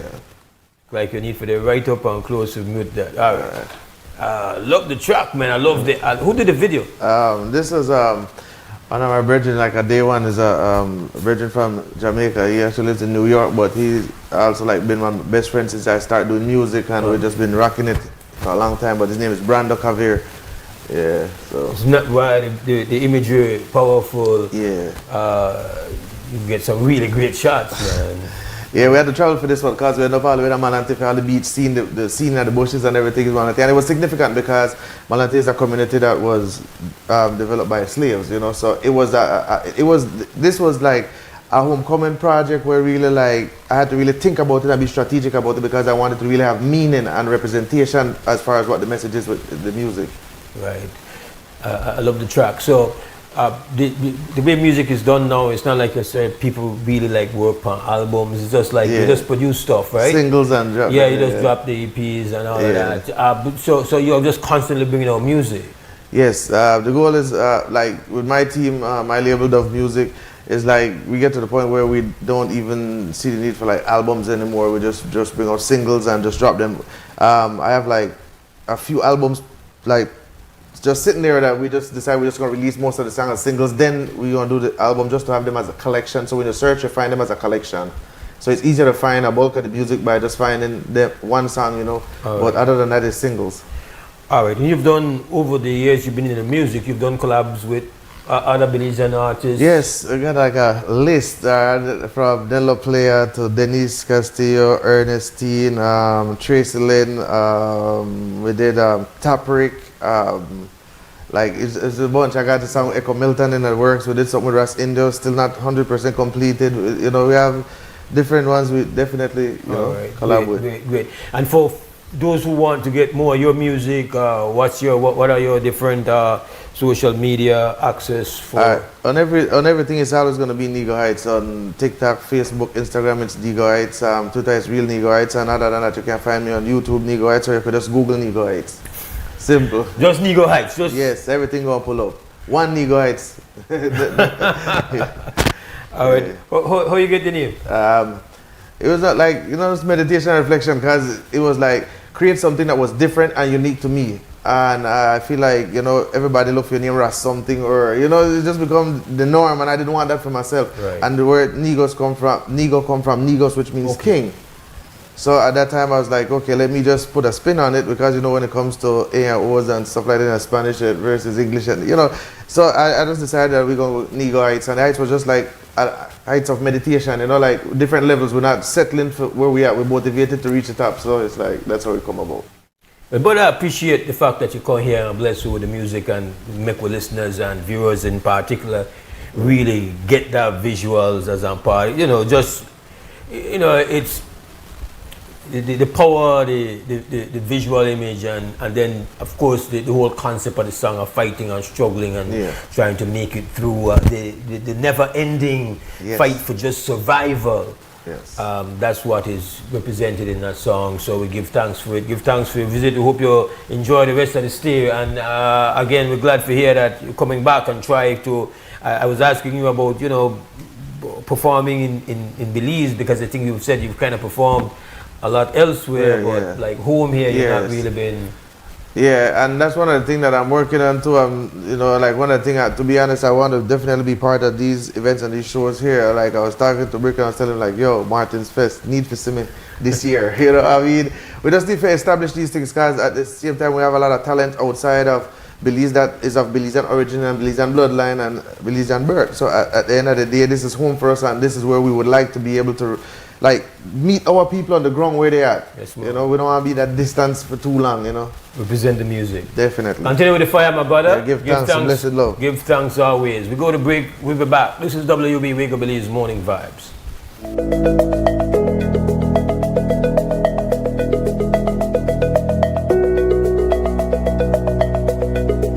Development is not something that can be achieved only by the government or only by the community. It is always a partnership. It's always a partnership.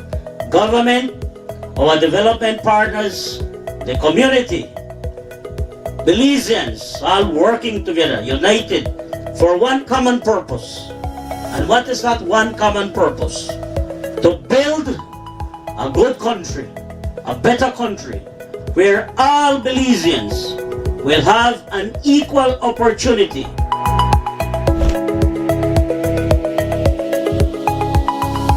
Today's handover is more than an infrastructure project. It is a demonstration of our promise, a commitment to the well-being of your children, and to the future of your community. One of the things that we have been supporting at the national level is something called the Multidimensional Poverty Index. What that shows is that we look at poverty and deprivation not only as a matter of lack of income, but if you don't have access to housing, safe housing, or access to education, or access to water, is also some of those things that are measured, so you get a more complete picture of what needs to be addressed. It's not fair that children, because they live in rural Toledo, don't have the opportunity to see those things, touch those things, use those things, simply because you live in a small village way to the back. That is not the kind of society we want in Belize. We want one where every child has the same opportunity. Every child drinks the same clean water. Every child has the same opportunity to education, same access to computer technology and everything that comes along with that. And that's what we want.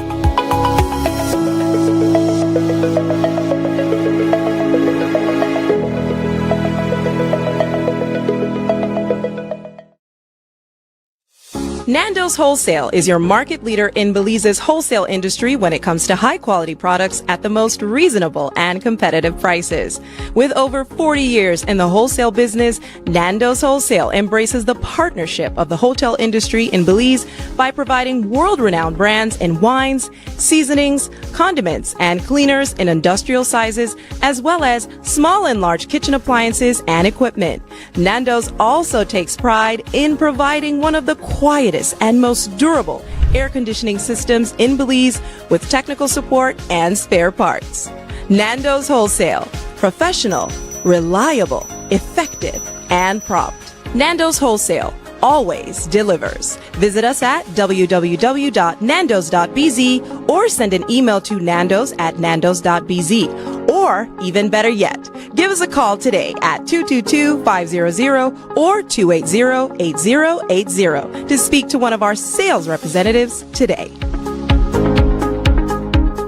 Say it with color, say it with texture, say it with Design Depot. Step inside Belize's #1 tile destination where you can find every style and every finish. Choose from a large assortment of ceramic, porcelain, stone, and mosaic tiles. The selection is truly unmatched. Right now, enjoy up to 25% off all tiles. And with every purchase, you'll be entered to win a $25,000 home makeover.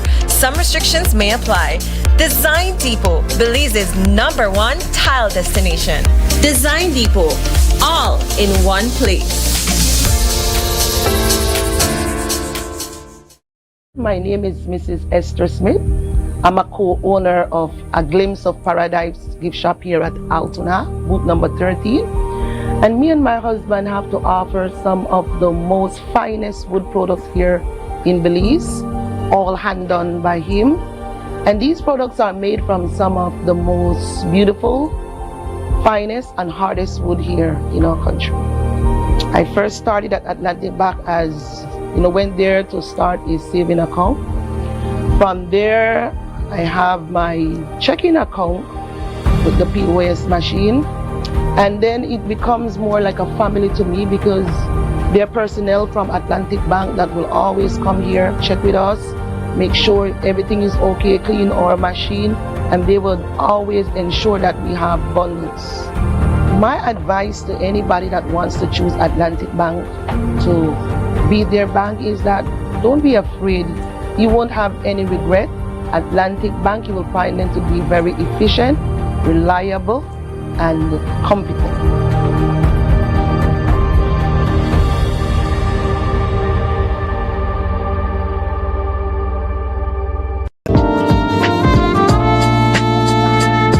Attention advertisers, sellers and readers of the Amandala newspaper, please be advised that there will be no online Tuesday issue of the newspaper on Tuesday, March 31st, 2026 and Tuesday, April 7th, 2026. There will only be the Friday issue, which will hit the streets on Thursday, April 2nd, 2026 and Friday, April 10th, 2026. Happy Easter from the management and staff of the Amandala newspaper.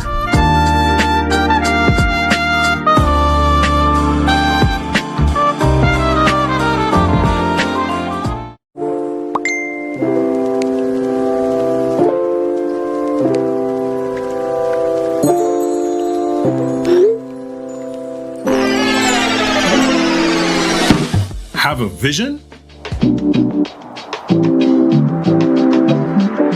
We've got what you need.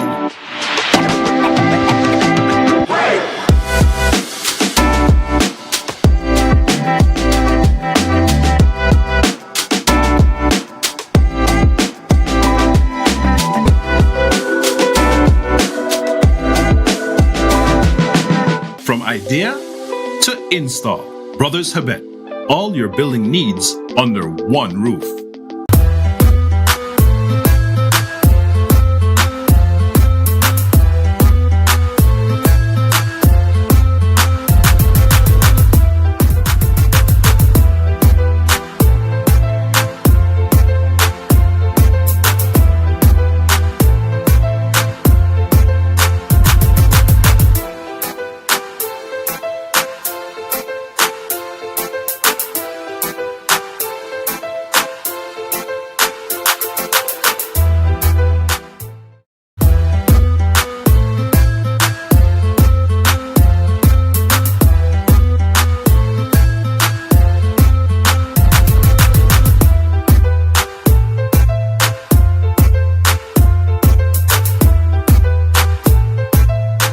All right, welcome back to the WB Wake Up Belize Morning Vibes.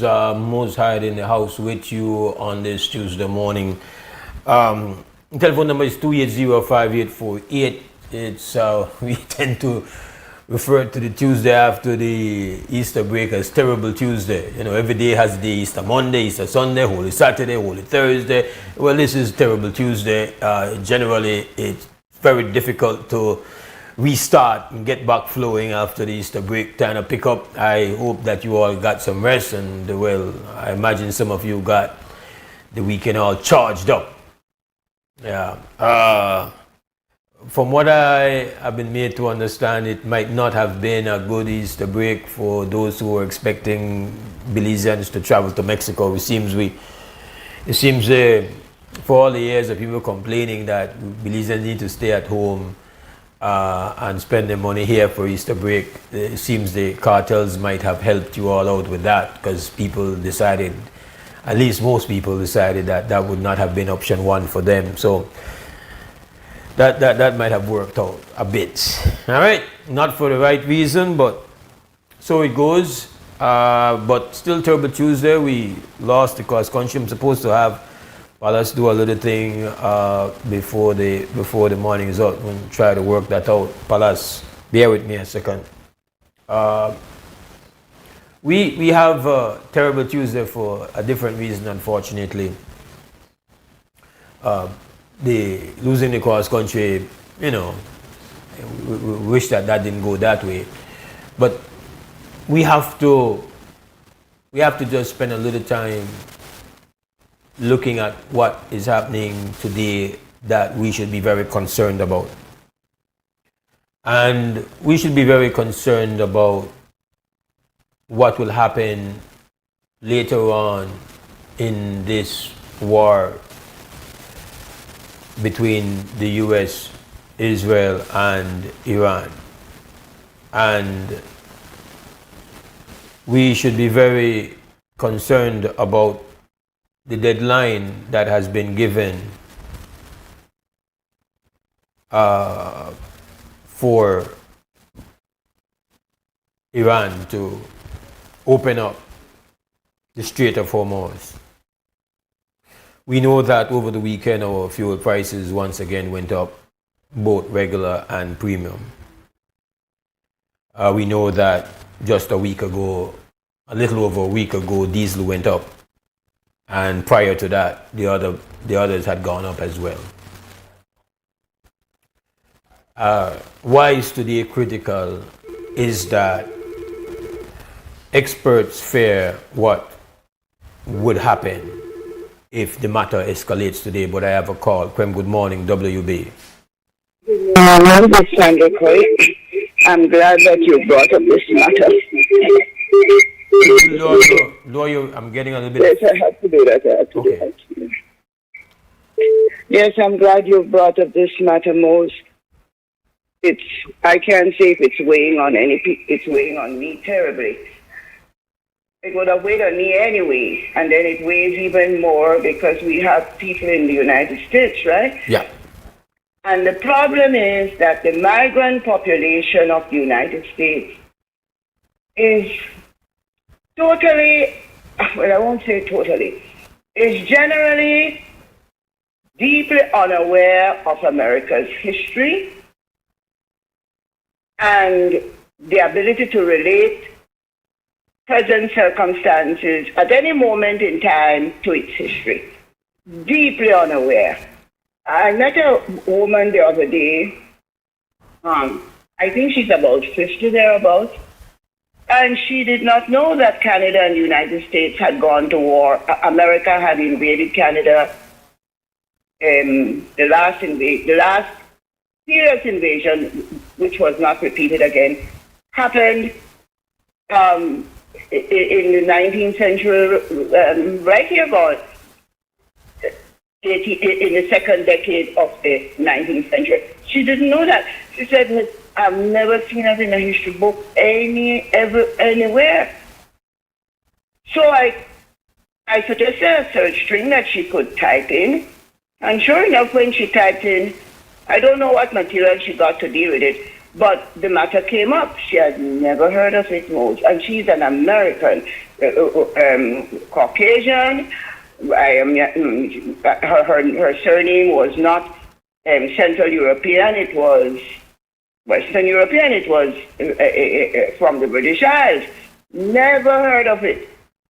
So, if that's not in books, she never saw it in a book. If she doesn't know about that, then can you imagine the level of ignorance of the general migrant population, Mose? Who don't know and therefore cannot judge, go to elections, just like Belize, but we are worse. Totally unprepared. Totally unprepared. So I'm glad you brought it up. We need the Belizeans who are living in the States and listening to this station, and I don't know any other station if they're discussing it. Today is a significant day for that country that you have chosen to make your home. Extremely significant. And in my opinion, the West Coast is in the greatest danger, in my opinion. But it will be all of America.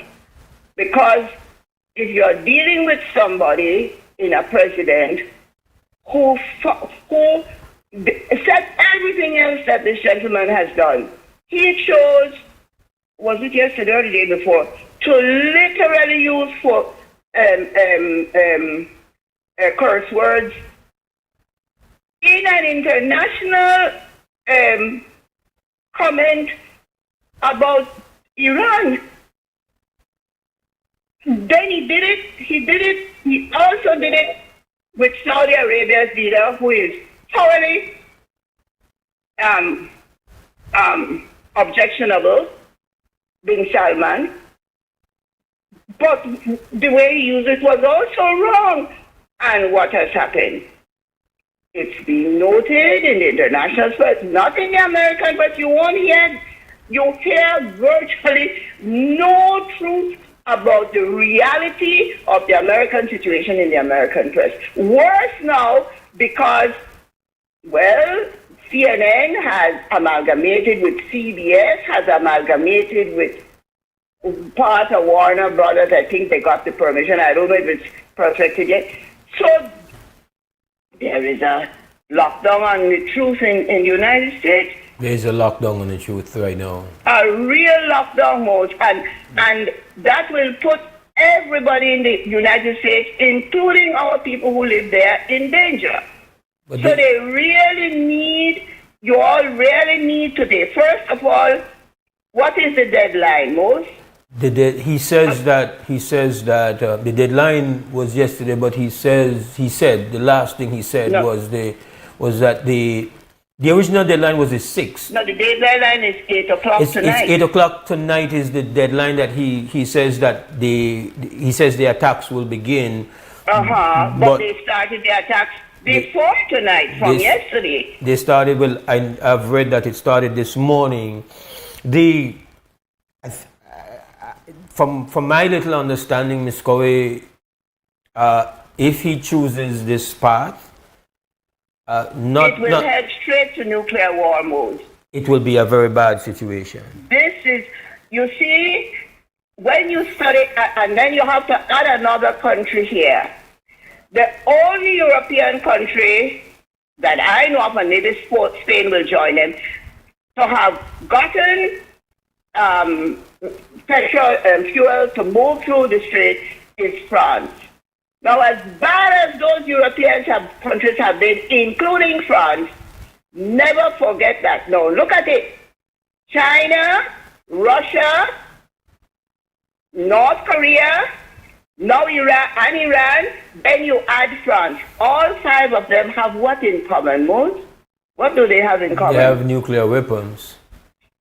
Yes, but there's something else that leads, that makes them able to take a different path.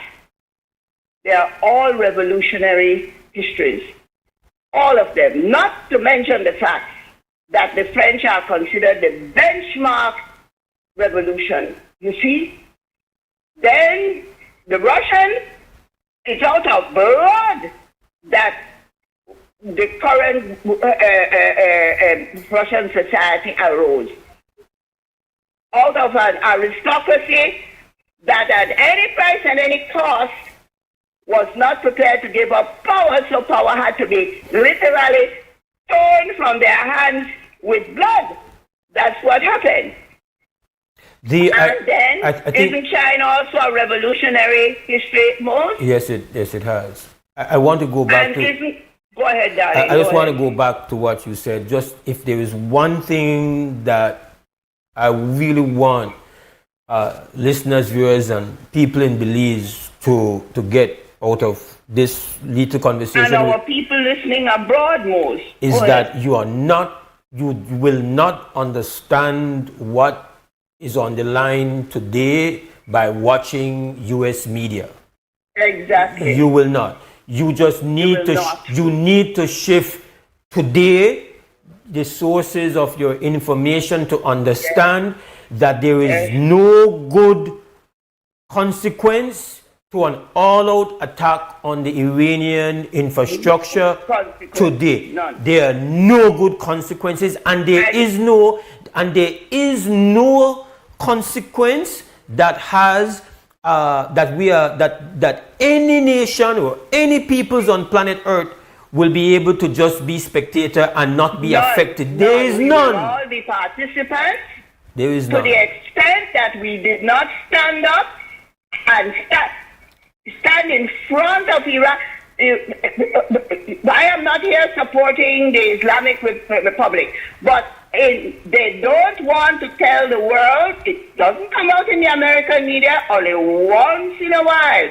It comes out, you know where it comes out in the American media? In discussions on podcasts with learned academics and so who know the truth. But it doesn't come out in the legacy media or the standard media. It's not coming there. That 1979 didn't come out of nowhere. No. Iran and Guatemala. Iran was the first experiment, and then Guatemala was the second experiment in regime change and leader removal. And after that, it would be repeated in Latin America. Look at the mess Argentina is in. Do you all know Argentina's history? Do you know Cuba's history? Imagine Mose. But you see, this is when people do not know their past. Because that Cuban situation, I am praying, I don't stop worrying and being concerned over Cuba. You brought up something the other day in connection with our problem and the employer. If I understood you rightly, you were looking at it from a labor angle. It is a labor problem. And it is also a genocidal problem. Because if you have migrated, the first world has turned for their labor force to the third world, just as Rome did with the barbarian tribes. No different. The Roman army was built on the barbarian tribes. And when Julius Caesar, the first emperor, the first person to become emperor, prior to being emperor, said, listen, man, we cannot have these people fighting for us and not compensate them adequately. So he proposed that they be made full citizens of the Roman Empire and be given land. But of course, there were people who didn't want to hear that. And of course, that was going to come at a price also, because then Romans were going to have to be deprived of their land. You never straighten out one problem without probably creating another problem. You see? And so the barbarian tribes were used as Rome's mercenaries. And one day, when the Rhine River froze and those people crossed the river, that is when the golden-haired and all blue-eyed Europeans would enter history. They were not in history before. They were not dominating history before. They would enter history. March to Rome took them 3 years. And when they got to Rome, they asked for them. They were to free all the slaves and give them all their gold. So the use of labor outside of an empire's boundaries is a very dangerous situation. So because our people get attracted to that. This is not the first time in history. Why do you think all the poor people from the British countryside went to London? Because the streets of London were paved in gold. That is what they genuinely believed. But when they got there, they found it wasn't gold. They were moving them to become the labor force of the Industrial Revolution. But they didn't know that. So when our people from all over, Latin America, the Caribbean, they go to the United States, what do we watch? Most don't we watch a utter brain drain of our intellectual resources? Yeah. You see? And when they get over there now, they become part of that undertaking. You see? And that is the utter tragedy. The point you made the other day about the Cuban situation with Belize is, I hadn't heard anybody do that equation. Yes. So if you drain our intellectual wealth, then where do we find the labor? So we are not to have any labor of that kind, because we can't train enough people, and then you don't want them to go and study there. So where do we get them from? No, man. No, that can't work. And you see, Mose, Again, when you don't know your history, long before the Pope of the middle of the 15th century would write the papal bull giving Europeans permission to do what they want with Africans, the very church had articulated the unity of mankind, of humankind. The very church, by stating that all humans are made in the image of God. Not God, they're not God, they're the image in a mirror. When you look in the mirror, you see an image. You see the image of God in the human being. So now they turned that upside down on its head because nobody was available to quarrel with it in those days. And up to now, I don't hear nobody.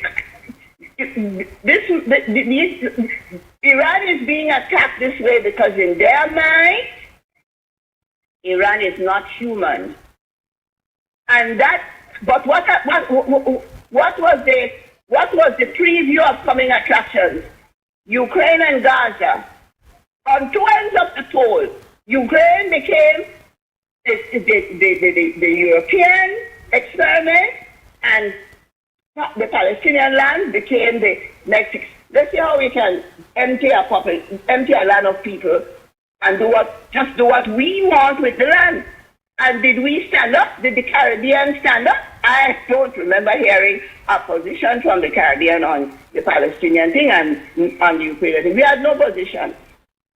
So here we are now, where the Palestinian problem is only 2.5 million people thereabouts. We are turning now to an experiment with 93 million plus people.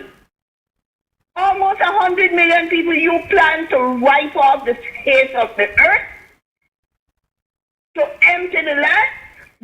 Isn't that now a new experiment of the Western Hemisphere experience in 1492?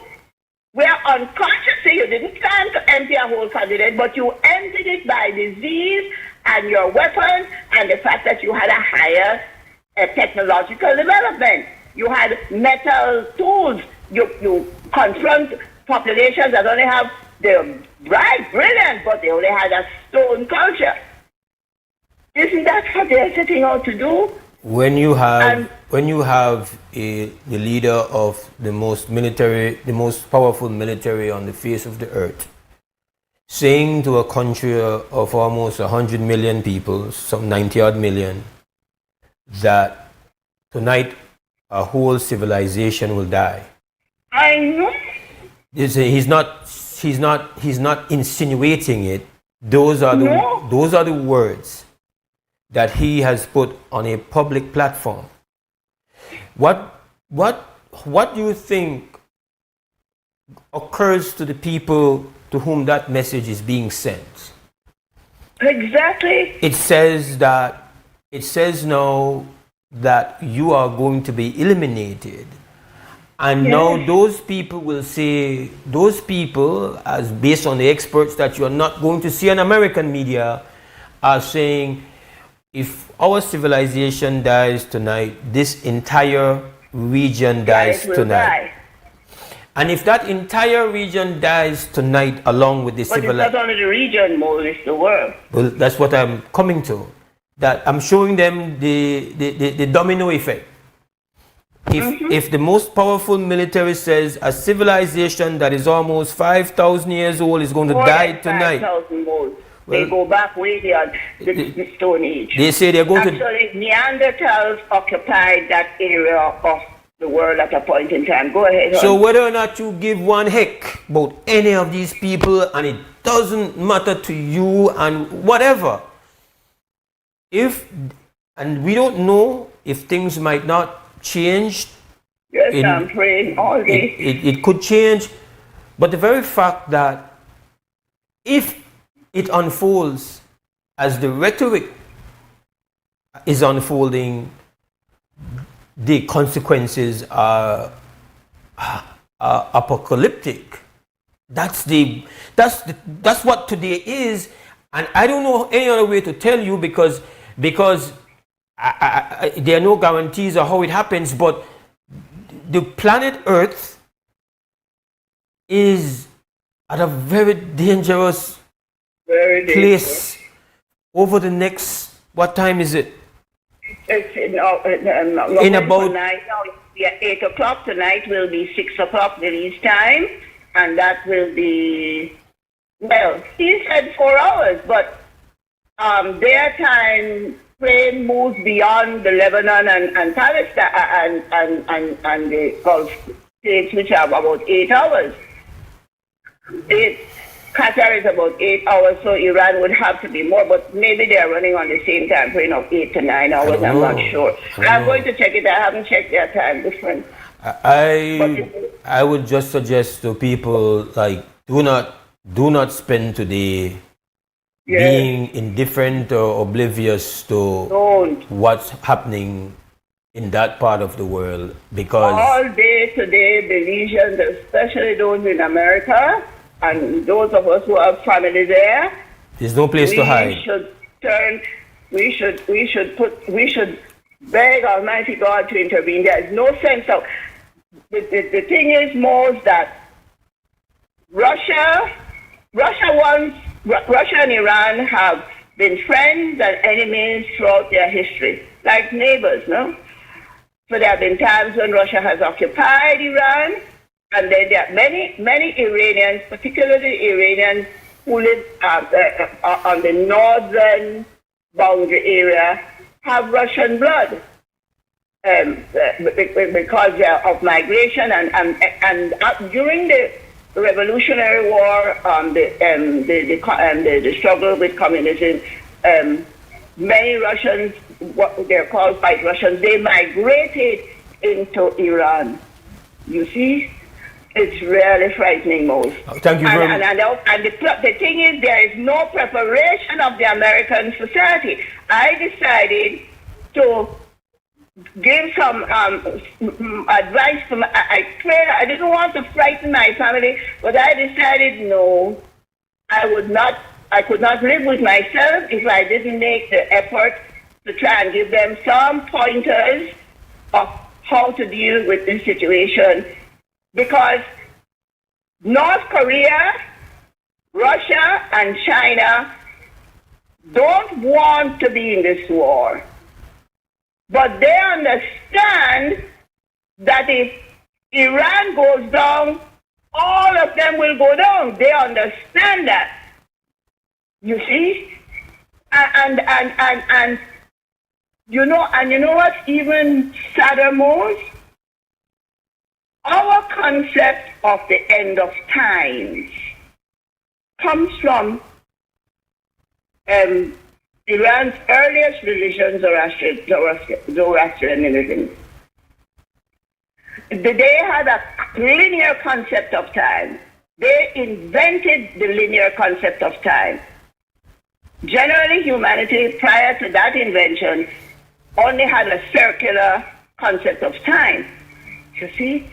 So in that philosophical concept, there's a beginning and end to the totality of time, and in between those two endpoints, there are beginnings and ends of, it's a struggle between good and evil. So always that is occurring, moving towards the great confrontation. As a matter of fact, that same concept has transferred itself to the Baha'i faith. The Baha'is wouldn't want to accept this, but that is in that faith, the great peace, when the great peace shall come. So humanity passes on it. You know how much we owe Iran, Mose? You know how much current humanity, its development, owes Iran? And what is sad is that it pains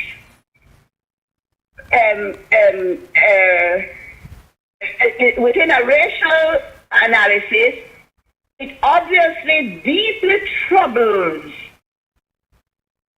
a lighter skin set of humanity on a continuum of skin color, that these people who are a little darker than they could seem to be brighter than they are. don't you see that to be part of the reason we are heading to where we are heading now? I think they have an arrogance and about and the concept of white supremacists. The concept of white supremacy is a mental illness, and that we now see it as an you can see it in its truth, in its truth as an illness. And you could have said it before and they couldn't see it. Go ahead. And that mental illness has brought us in previous times to great calamities, but in our time now we are faced with this. Today we are faced with a very, very dangerous situation, and we cannot just go on as just be spectators on the side. Yeah, Ms. Corey, I got to go to break. And the Iranians are Aryans. They are not a Semitic people. They are basic. They are from the same bloodline as the Western European Germans, Norwegians, Anglo-Saxons, Celtic. They are from the not the Celtic. They are from the same bloodline, and they share that bloodline with the Indians to their east. You see, as a matter of fact, the word Iran, Mose, comes from an earlier name for that area of modern Iran where those Indo-European tribes would settle. You know, it's really alarming.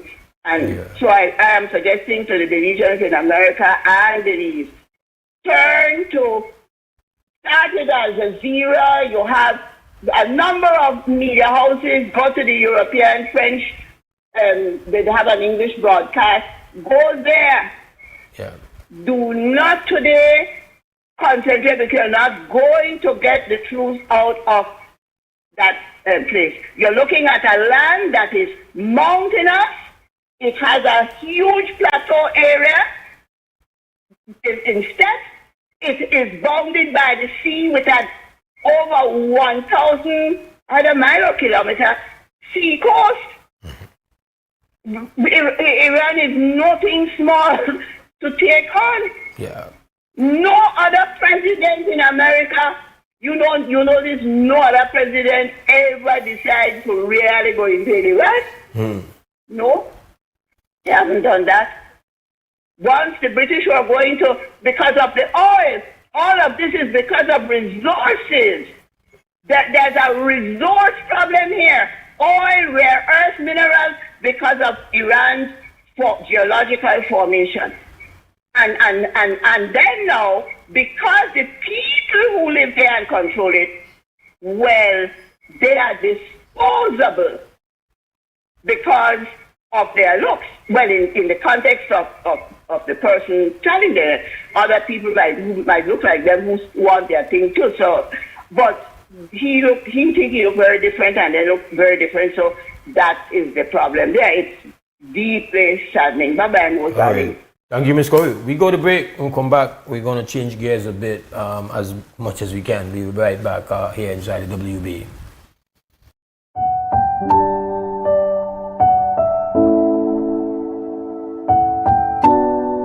I'm very happy knowing I have a new home.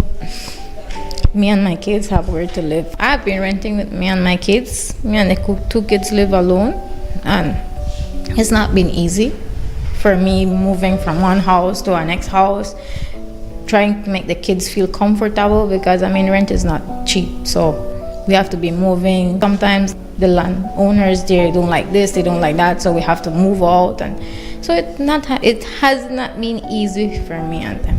They have been very happy. They come with me on the Sundays and we try to, clean a little bit. And the little one, she's excited. She wants to live in Bullet Tree. From the project started, Mom, when are we going to live in Bullet Tree? I tell her, soon. I always say this is one of the pivotal projects that this government is involved with. And I know the personal struggles of this particular family. I know what they've been through, and I know what this house represents to them. We're giving them a house, but for them it's an opportunity. For them it's a home where these girls can rest at night in peace, This house is going to open so many doors for them. and it changes lives, it transforms lives, and so I'm really happy to be a part of this, and I hope that for the rest of the time that I'm an area representative, we can continue to deliver homes to needy families like this one. We are in an area that we had to improve the infrastructure, which is quite our experience. Infrastructure does play a big part in what we have to do. It improves the lives of many other people, not just our recipients. Thanks to Heavenly Father that He gave us this opportunity, and to Honorable Misha Shabat, and to housing, and everybody who put a helping hand in this to make this house possible. I'm very grateful.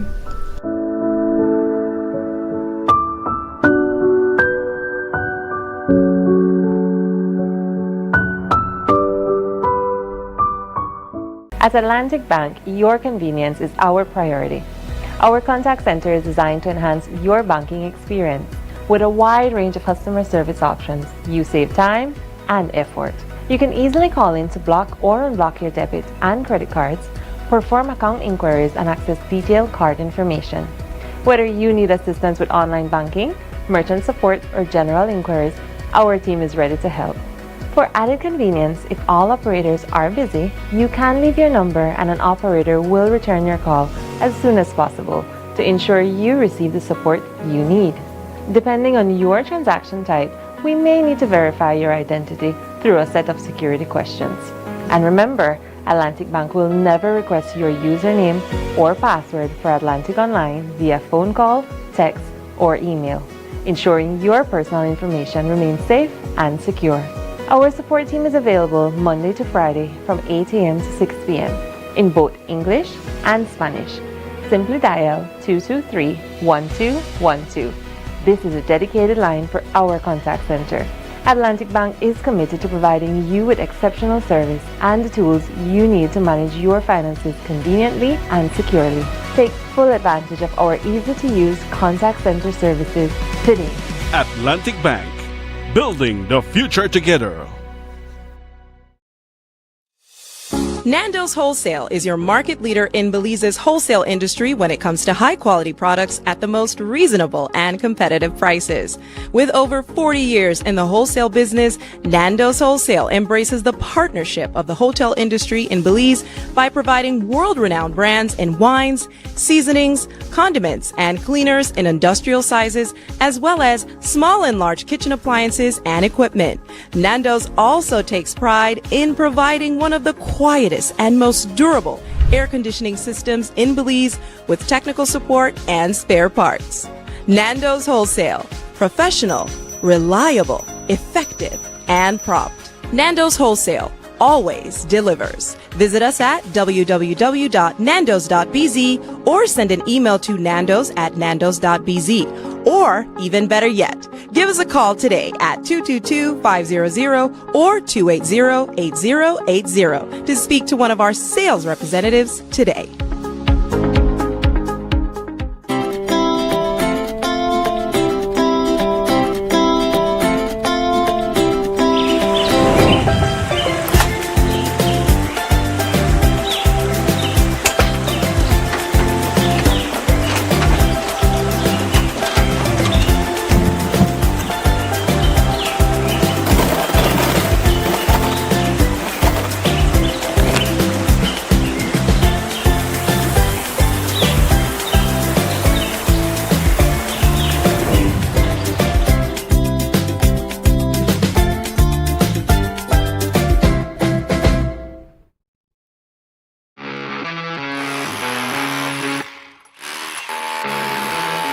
When the job demands more, Milwaukee Power Tools are designed to handle the toughest jobs on the construction site.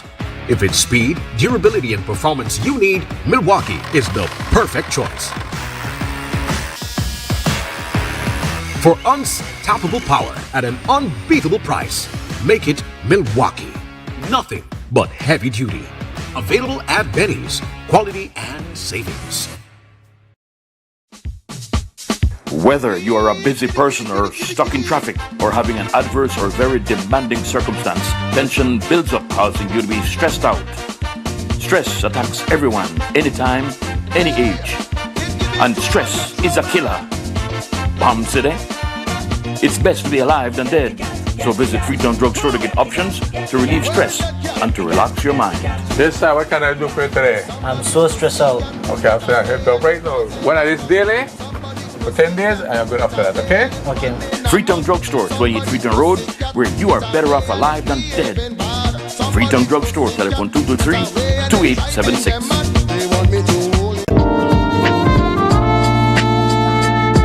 Attention advertisers, sellers and readers of the Amandala newspaper, please be advised that there will be no online Tuesday issue of the newspaper on Tuesday, March 31st, 2026 and Tuesday, April 7th, 2026. There will only be the Friday issue, which will hit the streets on Thursday, April 2nd, 2026 and Friday, April 10th, 2026.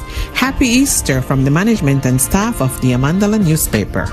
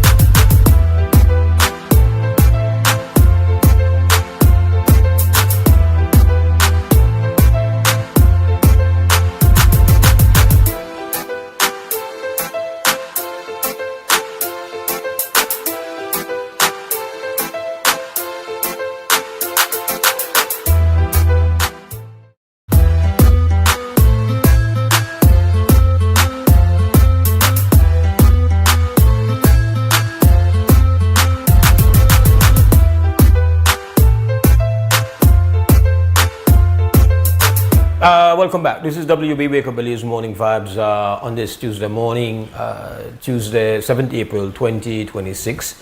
And before we close off today, we have another special guest that's joined us. We have Belizean American brother, but you know, a full Belize. People who many of you are well familiar with. We are joined by Mr. Alderic Gibson, and my generation know about the Gibson sound system, Gibson, and we also are very aware of his younger brother, who we know is big time, prime time television anchor in the United States of America.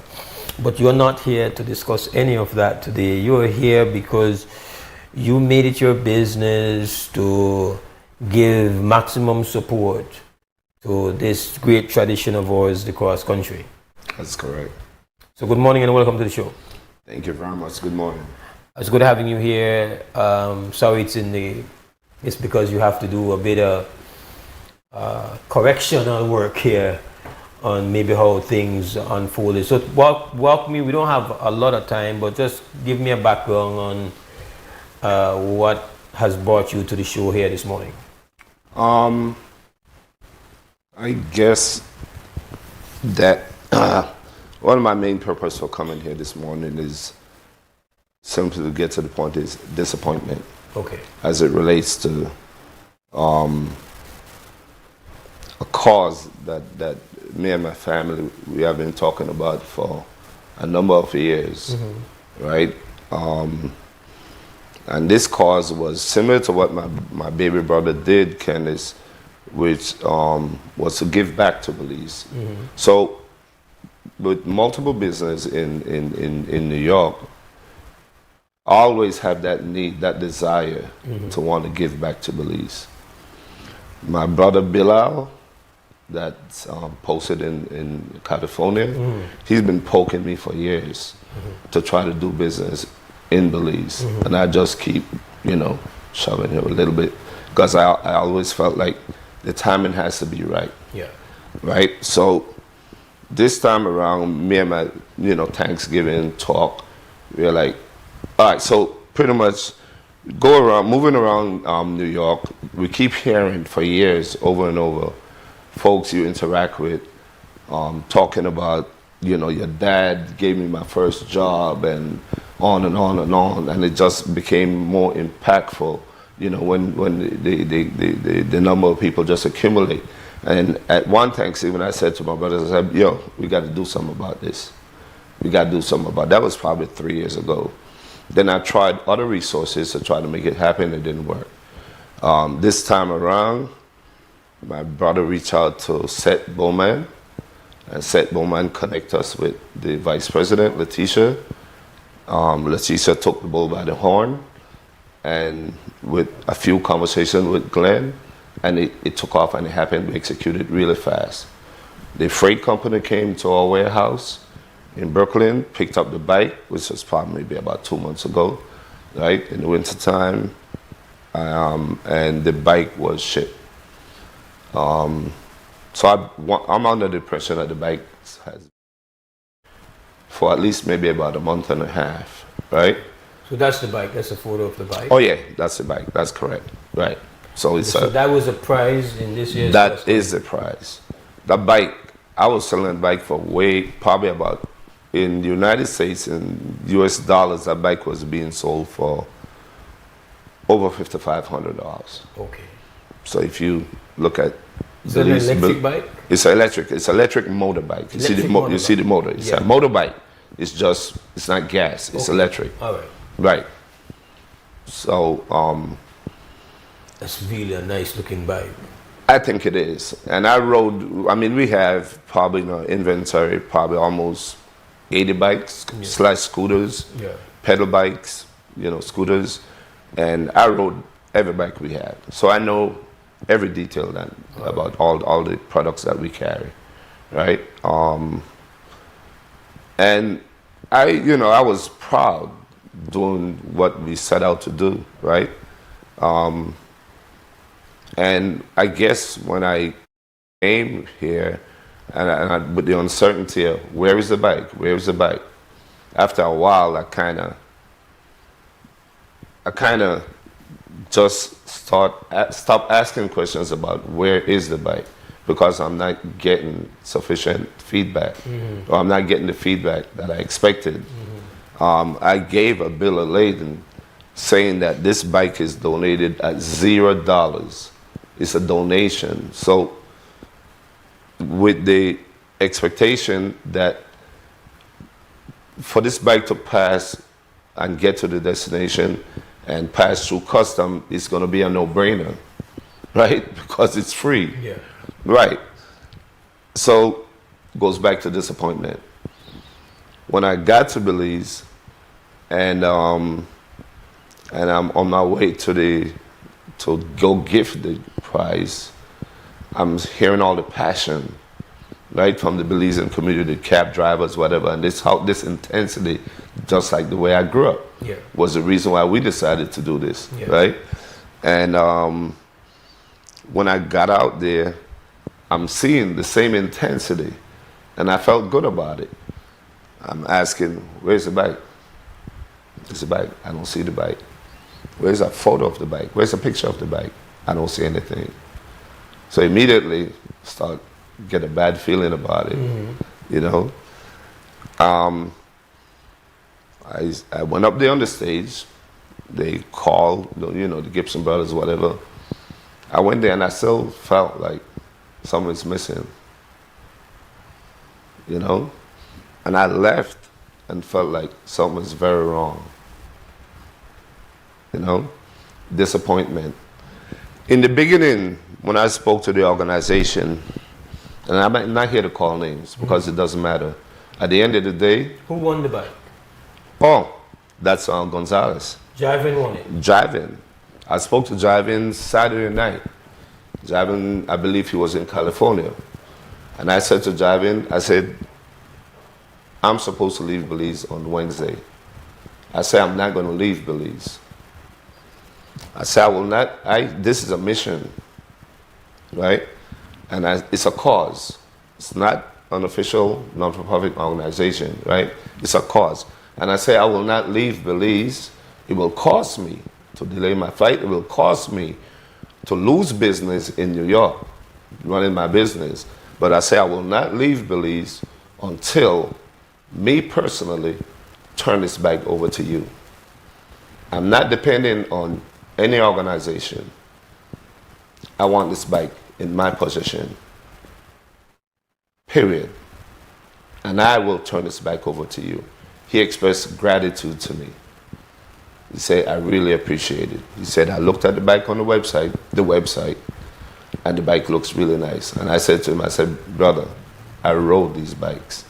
And I guarantee you that when you ride this bike and you have it in your possession, you will feel like you won the first prize.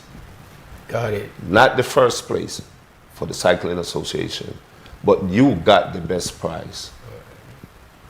Absolutely. So you're now tasked with getting the bike. I want the bike. Getting the bike out. I even said to the organization over the weekend, I said, I am willing to pay at any expenses to get this bike, wherever it is. Because at this point, I don't believe anyone. So you don't know where the bike is? I have no clue. I don't believe anyone, period. I simply don't. So you want that answer? I want the bike. I'm willing to pay whoever, custom department, whatever it is, to have the bike in my possession.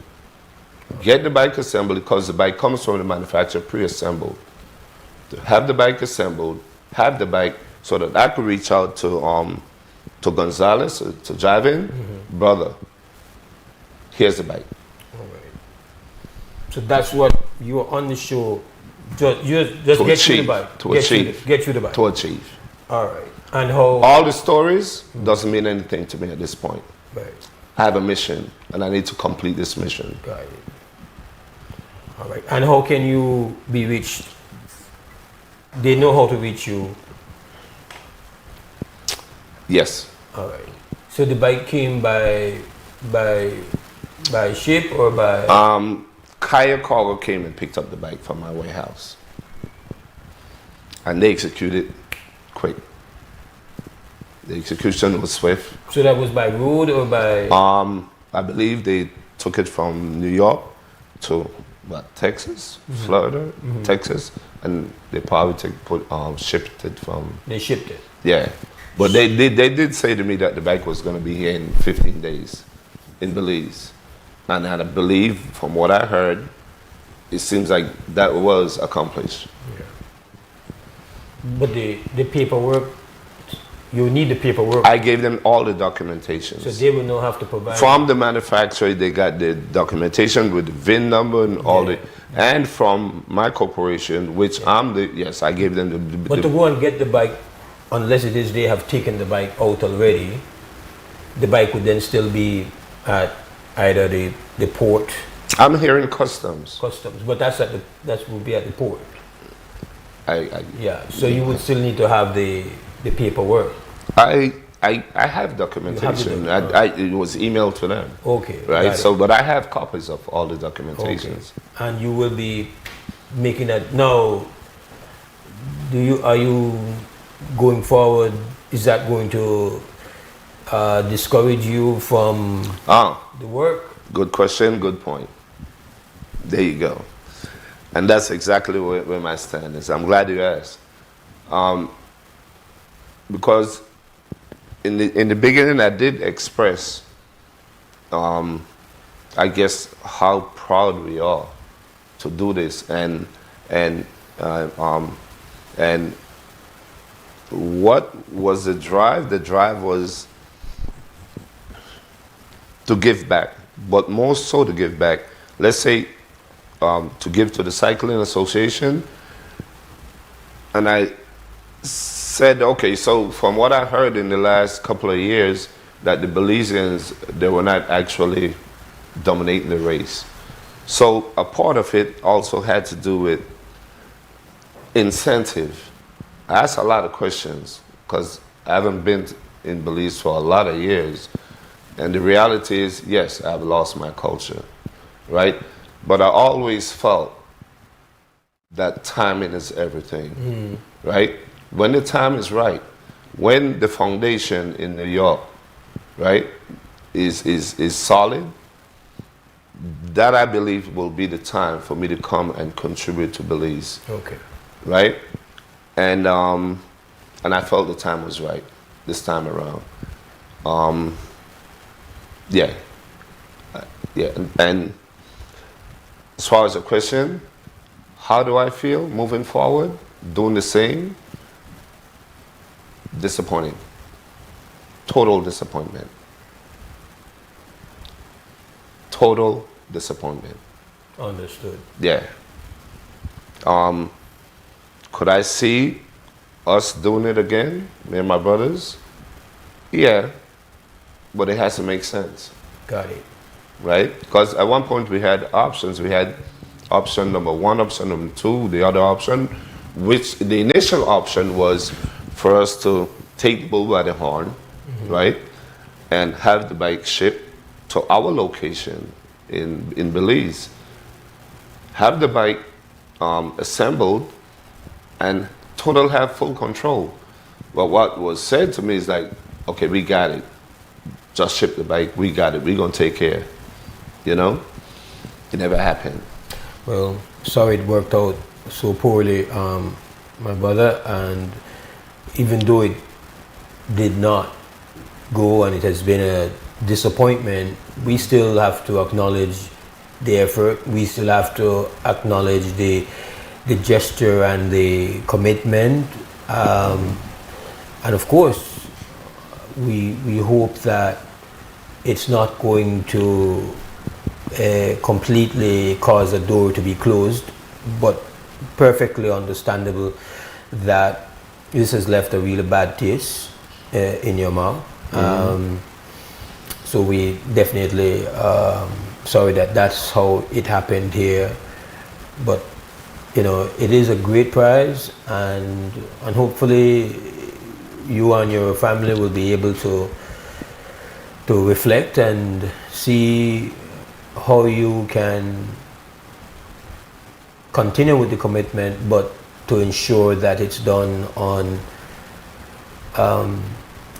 that is going to be done in a way that reflects the kind of commitment you have, and that it's not going to unfold in such a unpleasant way. Obviously, this one, you know, it's already done. This has been blundered, but hopefully you, by reflecting, you will see a better, more secure, more stable path to give back and support Belize.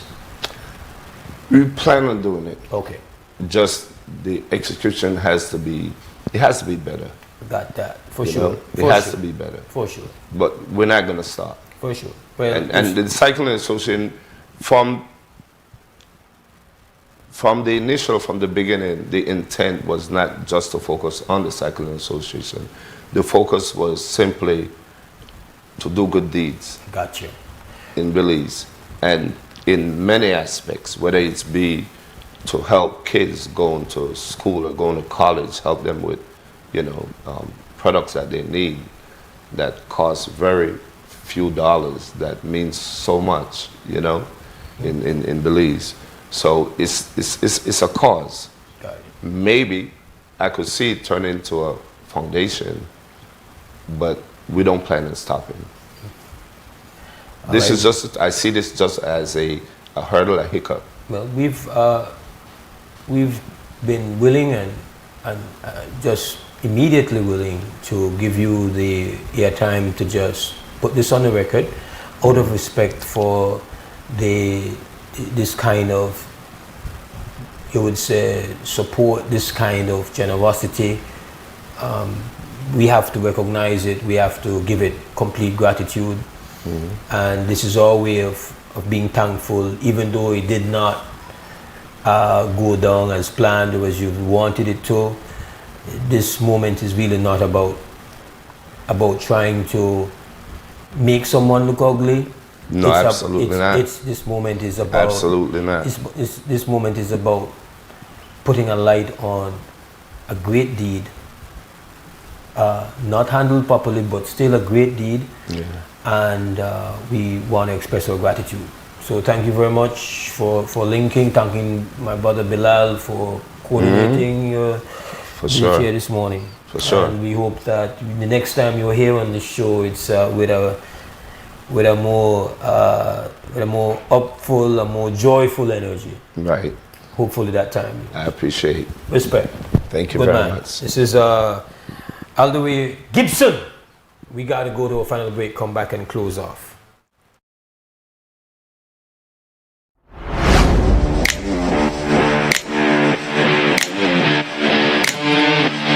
Every great job starts at Brothers Habet with the best supplies and the right support, including free delivery on site, so you can focus on the job. Brothers Habet, working with contractors since 1983.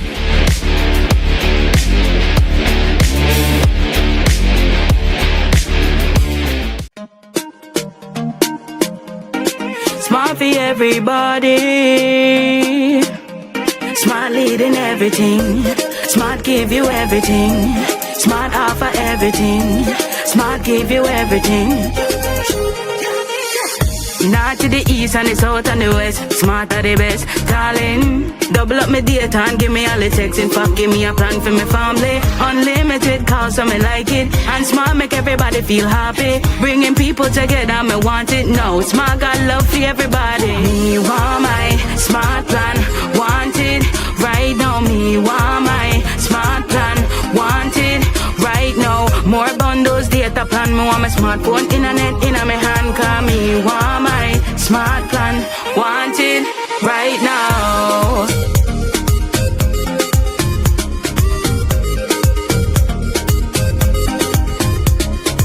Smart. Stay connected. Stay happy. En Atlantic Bank, tu comodidad es nuestra prioridad. Nuestro centro de contacto está diseñado para mejorar tu experiencia bancaria. Con una amplia gama de opciones de servicio al cliente, ahorras tiempo y esfuerzo. Puedes llamar fácilmente para bloquear o desbloquear tus tarjetas de débito y crédito, realizar consultas de cuentas y acceder a información detallada de tus tarjetas. Ya sea que necesites asistencia con la banca en línea, apoyo para comercios o consultas generales, nuestro equipo está listo para ayudarte.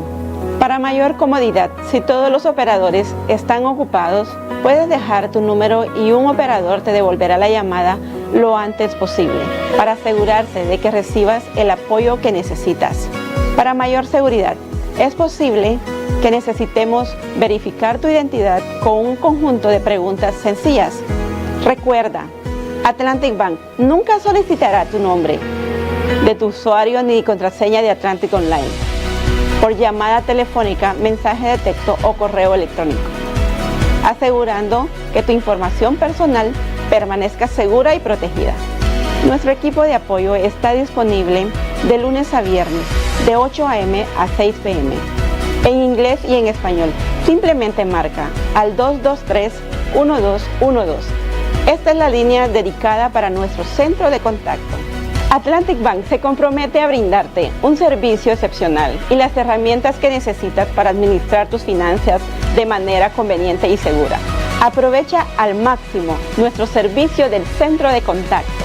Atlantic Bank, building the future together.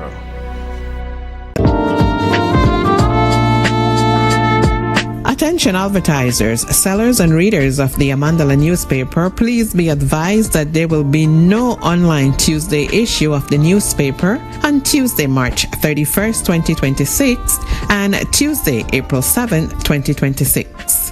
There will only be the Friday issue, which will hit the streets on Thursday, April 2nd, 2026 and Friday, April 10th, 2026.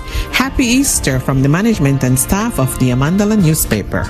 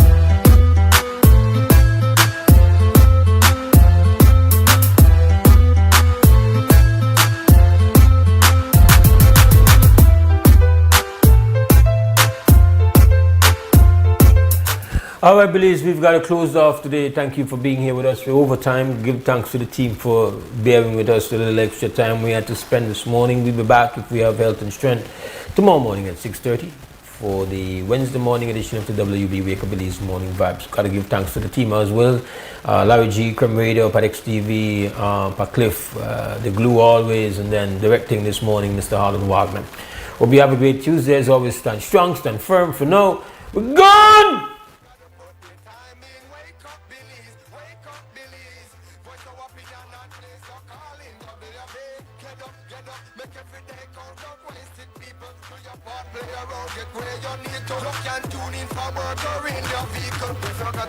Pick up the phone.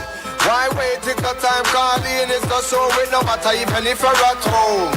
Just call in. Trouble your bed. Wake up, Belize. Wake up, Belize. Another day is here.